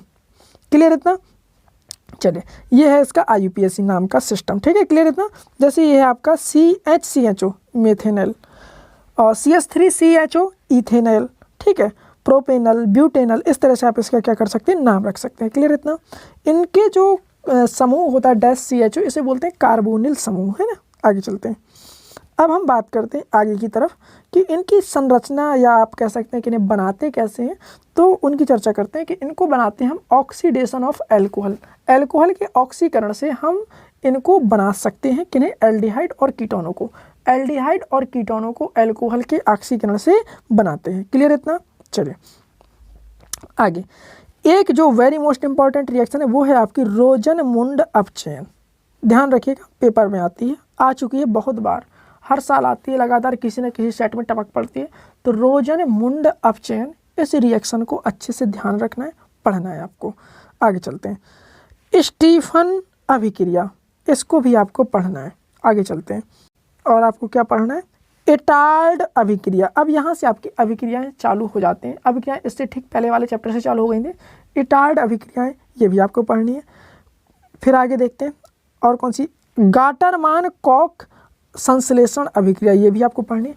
इसका क्या काम है, तो कभी कभी वो पूछे सीधे सीधे आपको क्या रिएक्शन दे देता है, गाटरमान कोष संश्लेषण अभिक्रिया पर टिप्पणी लिखिए, एटार्ड अभिक्रिया क्या होती है, एटार्ड अभिक्रिया से आप क्या समझते हैं, है ना। तो इस तरह से आपसे क्या है बिहेव कर सकता है, इस तरह से आपको क्या है उदाहरण, या इस तरह से आपको क्वेश्चन मिल सकते हैं। ये अपन फ्रीडल क्राफ्ट अभिक्रिया वो पुराने ज़माने में पढ़ चुके थे ना, पीछे वाले चैप्टर में, वही है, ठीक है। तो वो आपको पढ़नी है, फ्रीडल क्राफ्ट अभिक्रिया क्या होती है। क्लियर इतना, चलिए। रासायनिक अभिक्रियाओं में आप क्या देखेंगे कि न्यूक्लियोफिलिक रिएक्शन है, न्यूक्लियोफिलिक एडिशन रिएक्शन, ठीक है। फिर आगे क्या है, अभिक्रियाशीलता। फिर आगे देखते हैं हाइड्रोजन साइनाइड का संयोजन, कि जब अपन हाइड्रोजन साइनाइड के संयोजन कार्बोनिल समूह के साथ कराते हैं तो क्या बनता है, तो आपका साइनोहाइड्रिन बनता है। क्या बनता है, साइनोहाइड्रिन। आगे चलेंगे, ग्रिग्नार्ड अभिक्रमक के साथ संयोजन, ठीक है, आगे पढ़ेंगे। और क्या है इसके लिए इंपॉर्टेंट, तो आपको देखना है कि इनका अपचयन कैसे होता है। तो जब अपन इसका अपचयन कराते हैं एल्डिहाइड और कीटोन का, तो क्या क्या बनता है, तो ये आपको इनमें से पढ़ना है क्या क्या है। दो रिएक्शन है, एक क्लीमेंसन अपचयन और एक आपका वोल्फ किस्नर अपचयन, ये दोनों आपको पढ़ने। क्लीमेंसन अपचयन में क्या होता है, वोल्फ किस्नर अपचयन में क्या होता है। क्लियर इतना। एक बात और, ये जो आपका लिखा है टॉलिन परीक्षण, दो चीज़ें, एक टॉलिन परीक्षण, एक फेलिंग विलियंसी क्रिया। टॉलिन परीक्षण और फेलिंग विलियंसी क्रिया, इन दोनों के साथ मजाक नहीं करेंगे, ये आप अच्छे से पढ़ेंगे, क्योंकि एक क्वेश्चन जरूर आएगा, या तो टॉलिन से आएगा या आपका फेलिंग से आएगा, ठीक है। ये आपका फेलिंग परीक्षण, ठीक है। चलिए आगे चलते हैं। अब देखिए क्या होता है, कभी कभी वो कह देता है कि अल्फा हाइड्रोजन के कारण होने वाली अपक्रिया, वो कभी कभी ऐसे पूछ देता है, प्रूव करिए कि एसिटाल्डिहाइड में एक अल्फा हाइड्रोजन परमाणु उपस्थित होते हैं, ठीक है। एसिटाल्डिहाइड में अल्फा हाइड्रोजन परमाणु उपस्थित होते हैं, तो अपन इस रिएक्शन के द्वारा क्या कर सकते हैं, प्रदर्शित कर सकते हैं। तो देखो, अल्फा हाइड्रोजन परमाणु के लिए क्या है कि आपका एल्डोल कंडेंसेशन, ठीक है, तो एल्डोल संघनन, ठीक है। क्लियर इतना, चलिए। क्रॉस एल्डोल संघनन, ये आपको पढ़ना है, क्रॉस एल्डोल संघनन क्या होता है। अगली मोस्ट इंपॉर्टेंट रिएक्शन कैनिजारो अभिक्रिया, पढ़ के जाएंगे। आगे चलते हैं, ये आपको यहाँ पे ये नहीं पढ़ना है, आपको रहने दीजिए, ये भी आप रहने दीजिए, ये भी रहने दीजिए। हाँ, ये जो रिएक्शन आपको दिख रही है, बेंजेमाइड से बेंजोइक अम्ल कैसे बनाएंगे, एथिनामाइड से एथेनोइक अम्ल कैसे बनाएंगे, तो ये रिएक्शन आपको क्या करनी है, पढ़नी है, अच्छे से पढ़नी है। आगे चलते हैं अपन। अगला है आपका कार्बोक्सिलिक अम्ल बनाने की विधियाँ कि कार्बोक्सिलिक अम्ल बनाने की कौन कौन सी विधियाँ हैं। तो कार्बोक्सिलिक अम्ल को हम बनाते कैसे हैं, तो प्राथमिक अल्कोहल व एल्डिहाइड से। तो प्राथमिक अल्कोहल से या एल्डिहाइड से हम कार्बोक्सिलिक अम्ल कैसे बनाते हैं, आपको ज़्यादा मेहनत नहीं करनी, आपको ये ध्यान रखना है कि कार्बोक्सिलिक अम्ल बनाने की जो विधियाँ हैं, आपको 2 विधियाँ ध्यान रखनी है, ठीक है। 2 विधियाँ तो आपको सबको ध्यान रखनी है और 4 आपके रासायनिक गुण आपको ध्यान रखने हैं, ठीक है। क्लियर इतना, चलिए। और उसके साथ साथ जो ये रिएक्शन के जो पर्टिकुलर नाम होते हैं वो आपको पढ़ना है। कैनिजारो रिएक्शन में क्या होता है, इटार्ड रिएक्शन में क्या होता है, और फ्रीडल क्राफ्ट में क्या होता है, फ्रीडल क्राफ्ट एसिलेशन क्या होता है, फ्रीडल क्राफ्ट एल्किलेशन क्या होता है, तो ये आपको रिएक्शन ध्यान रखनी है, ठीक है। चलिए आगे चलते हैं। ये रासायनिक अभिक्रिया आपको पढ़ लेनी है। और देखते हैं यहाँ पे एनहाइड्राइड का विरचन, तो ये पढ़ लेना है कि आपका ये जो अम्ल है कार्बोक्सिलिक अम्ल, ये आपका एनहाइड्राइड कैसे बनाता है, ठीक है। चलिए, और आप यहाँ पे आप रहने दीजिएगा। और ये आप पढ़ सकते हैं कि अमोनिया के साथ रिएक्शन करा दें तो क्या होता है, ठीक है। आगे चलेंगे। अपचयन का विकार्बोक्सिलीकरण, हैलोजनन, इन्हें आपको पढ़ना। वलय प्रतिस्थापन या रिंग सब्स्टिट्यूशन, तो वलय प्रतिस्थापन में आप क्या पढ़ेंगे, तो वलय प्रतिस्थापन का एक बार आ चुका है केवल, तो ये क्या होता है ना, तो इस तरह से जो आपका रिएक्शन है वो आप कहलाएगी वलय प्रतिस्थापन अभिक्रिया। तो ये एक बार आप इसे पढ़ लीजिएगा तो आपको क्लियर हो जाएगा, ठीक है। क्लियर इतना, तो इसी के साथ अपन ये वाला चैप्टर समाप्त करते हैं। इस चैप्टर में बस आपके लिए इतना ही महत्वपूर्ण था, ठीक है। तो अब हम चलते हैं अगले चैप्टर की तरफ, जिसका नाम है आपका नाइट्रोजन युक्त कार्बनिक कंपाउंड। चलिए चलते हैं। चलिए अब स्टार्ट करते हैं। अगला जो चैप्टर है वो है आपका अमीन। अमीन क्या है, तो अमीन को यहाँ पे आप देखेंगे कि अमीन जो है आपके प्राथमिक अमीन, द्वितीयक अमीन, तृतीयक अमीन, इनके बारे में अपन चर्चा करते हैं। तो अमीन की संरचना के बारे में अगर हम देखें कि अमीन की संरचना कैसी होती है, अमीन में संकरण कैसे पाया जाता है, तो ये आप ध्यान रख सकते हैं, ठीक है। चलिए आगे चलते हैं कि अमीन को जब अपन नाम पद्धति करते हैं, IUPAC नाम रखते हैं, तो करते क्या है, तो लास्ट में आप अमीन जोड़ देते हैं। जैसे लिखा है ना CH3 CH2 NH, ये जो लिखा है आपका CH3 CH2 NH2, तो ये आपका ईथेन है, तो ईथेनामीन, ठीक है। इस तरह से आप कर सकते हैं, ठीक है। तो इस तरह से आप इसका क्या कर सकते हैं, नामकरण कर सकते हैं। क्लियर हुआ इतना। अमीन को बनाना कैसे, तो अमीन को बनाते कैसे, तो ये आप देखिए अमीन को बनाते कैसे, तो यहाँ पे आपका नाइट्रो यौगिक है, इसकी रिएक्शन आप क्या कर सकते हैं, आप इसका अपचयन कर सकते हैं हाइड्रोजन पैलेडियम की उपस्थिति में और इथेनॉल की उपस्थिति में, तो आपका क्या बन जाएगा, डैश NH2 बन जाएगा, प्राथमिक अमीन बन गया, ठीक। आगे चलते हैं। ये तो आपका एनिलीन बन गया, ठीक है। आगे चलते हैं। तो इस तरह से आप इसे क्या कर सकते हैं, बना सकते हैं। दूसरा आपका तरीका है इसे बनाने का कि आप क्या कर सकते हैं कि जो आपका साइनो कंपाउंड है या साइनाइड कंपाउंड है उसका क्या कर सकते हैं, अपचयन कर दीजिए तो आपका अमीन बन जाएगा। तीसरा आप ये कर सकते हैं कि जो आपके अमाइड कंपाउंड होते हैं उनका आप लिथियम एल्यूमिनियम हाइड्रोक्साइड की उपस्थिति में अगर आप कर सकते हैं कि अपचयन कर दीजिए तो आपका बन जाएगा। चौथा आपका ये है कि गैब्रियल थैलेमाइड, हाँ ये जो आपका दिख रहा है ना गैब्रियल थैलेमाइड सिंथेसिस, ये जरूर आता है पेपर में, बहुत बार आया हुआ है गैब्रियल थैलेमाइड सिंथेसिस, ये क्या होता है, तो ये आपको जरूर पढ़ना है, गैब्रियल थैलेमाइड सिंथेसिस। और अगला है आपका हाफमैन ब्रोमाइड रिएक्शन, दोनों को जरूर पढ़ के जाइएगा, गैब्रियल थैलेमाइड सिंथेसिस और हाफमैन ब्रोमाइड रिएक्शन। क्लियर इतना, कोई दिक्कत, कोई समस्या, चलिए आगे चलते हैं। एमिनो के क्षारकीय गुण क्या होते हैं, आगे देखना है आपको, क्या पढ़ना है। ये जो आपको रिएक्शन दिख रही है कार्बिल एमीन अभिक्रिया, ठीक है, कार्बिल एमीन अभिक्रिया जरूर पढ़ के जाएंगे, ठीक है। गैब्रियल थैलेमाइड सिंथेसिस ये पढ़ के जाएंगे, कार्बिल एमीन अभिक्रिया ये भी आप क्या करेंगे, पढ़ के जाएंगे, कार्बिल एमीन अभिक्रिया क्या होती है, ठीक है। और आपको ये पढ़ना है, इसके बाद आपको पढ़ना है हिंसबर्ग अभिक्रिया या हिंसबर्ग अभिकर्मक, ठीक है। हिंसबर्ग अभिकर्मक ये आपको पढ़ना है, कभी कभी पूछ लेता है कि हिंसबर्ग अभिकर्मक से संबंधित क्रिया लिखिए, ठीक है, इतना क्लियर। इसके बाद आप देखें तो ये जो आपका लिखा हुआ है इस तरह से आप देख सकते हैं कि सल्फोनेशन कैसे करना है, इसका एनिलीन का सल्फोनेशन कैसे करना है, तो इस तरह से आप सल्फोनेशन कर सकते हैं।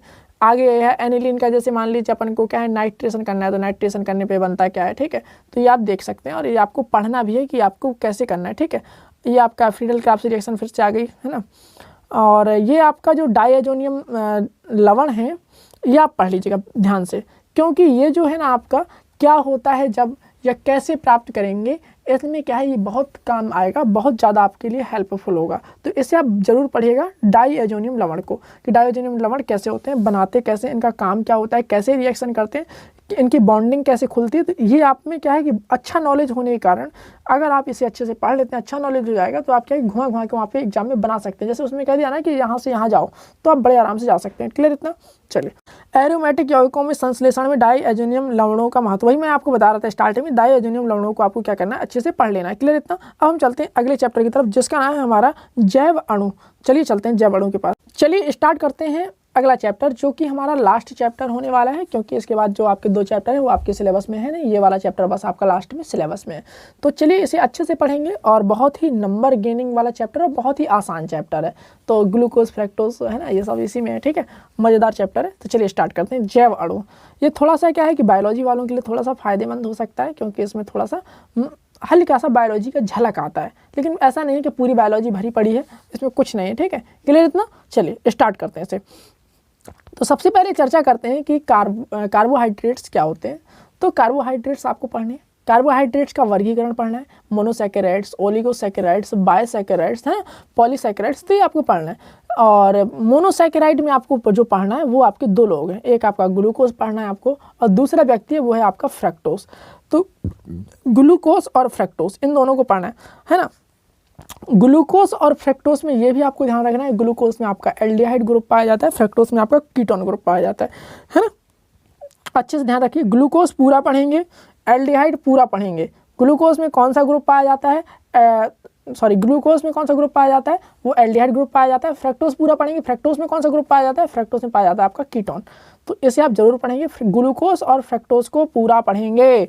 और ग्लूकोज को पूरा पढ़ने का मतलब यहाँ भी पूरा पढ़ना है आपको, ग्लूकोज की चक्रीय संरचना क्या होती है, क्योंकि क्या है कि ग्लूकोज से क्वेश्चन जो ज़्यादातर आते हैं वो या तो ग्लूकोज से आते हैं या फ्रक्टोज से आते हैं, सामान्यतया ऐसा देखा गया है। और प्रश्न ये भी आ जाता है कि फल शर्करा किसे कहते हैं। मैं एक बार अभी पेपर देख रहा था, तो शायद 2015 का पेपर था, तो उसमें लिखा हुआ था कि फल शर्करा के नाम से किसे जानते हैं, है ना, 1 नंबर का क्वेश्चन था।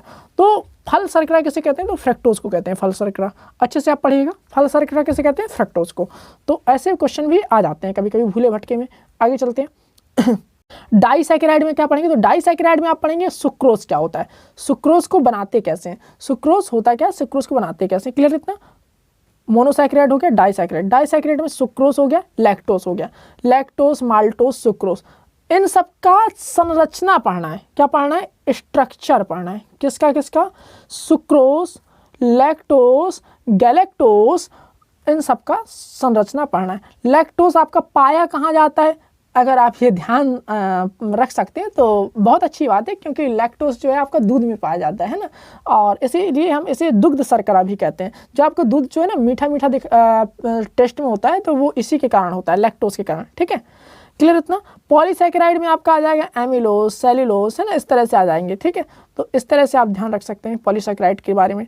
हाँ, अब बात आती है जो हमारे शरीर में पाया जाता है प्रोटीन, है ना, और जो हमें आवश्यकता होती है हमारी बॉडी को, और तो वो है हमारा प्रोटीन। प्रोटीन जो है आपका कैसे बनता है, किन किन चीज़ों से मिलके बना होता है, तो इस चीज़ को आपको पढ़ना होता है। तो प्रोटीन में फिर आप पढ़ेंगे, आप एमिनो एसिड के पास आ गए, है ना, एमिनो एसिड के बाद फिर आप क्या करेंगे, प्रोटीन में आपको क्या पढ़ना है, प्रोटीन में पढ़ना है आपको ये प्रोटीन की संरचना और उसके बॉन्ड्स के पेप्टाइड बॉन्ड क्या होते हैं, है ना, पॉलीपेप्टाइड, टेट्रापेप्टाइड, डाइपेप्टाइड, क्लियर इतना। इसके बाद आप आगे चलेंगे। हाँ, लेकिन अगर मैं आपको कहूँ कि अगर आपके पास बिल्कुल भी समय नहीं है, तो आपको जैसे एग्जाम टाइम जाना है, तो एग्जाम टाइम आप क्या क्या करेंगे, ग्लूकोज पढ़ेंगे, फ्रक्टोज पढ़ेंगे, सुक्रोज पढ़ेंगे, लैक्टोज पढ़ेंगे, गैलेक्टोज पढ़ेंगे, बस हो गया। इनकी संरचना भी पढ़ेंगे, है ना, समझ रहे हैं बात। Glucose, fructose, galactose, lactose, sucrose, इनकी आपको संरचना जरूर पढ़ लेनी है, क्लियर इतना, कोई दिक्कत। चलिए आगे चलते हैं। फिर एंजाइम, एंजाइम क्या होते हैं ये पढ़ के जाना है आपको। अगर आप ये एंजाइम पढ़ लेते हैं तो एंजाइम से ही बहुत ज़्यादा क्वेश्चन पूछे जा चुके हैं, क्योंकि 1-1, 2-2 नंबर में आते हैं, ठीक है। हाँ, एक क्वेश्चन और है कि विटामिन के बारे में पूछा जाता है। एक कभी कभी क्या है कि मल्टीपल चॉइस क्वेश्चन में आ जाता है और पूछ लेता है कि which of the following vitamin is soluble in water. मतलब ये पूछ सकता है कि आपके इनमें से जो विटामिन दिए हुए हैं, इनमें से कौन सा विटामिन जल में घुलनशील है। आप ध्यान रखेंगे, जल में केवल 2 लोग घुलनशील हैं। एक, जैसे आप जानते हैं ना, नींबू घुलनशील होता है, नींबू में पाया जाता है विटामिन सी, और सी के साथ रहता है बी। तो जल में जो घुलनशील विटामिन है वो केवल 2 है, एक आपका बी है और एक आपका सी है। तो जल में घुलनशील विटामिन 2 लोग हैं, बी, सी। और वसा में घुलनशील विटामिन कौन है, ए, डी, ई, के, एडेक।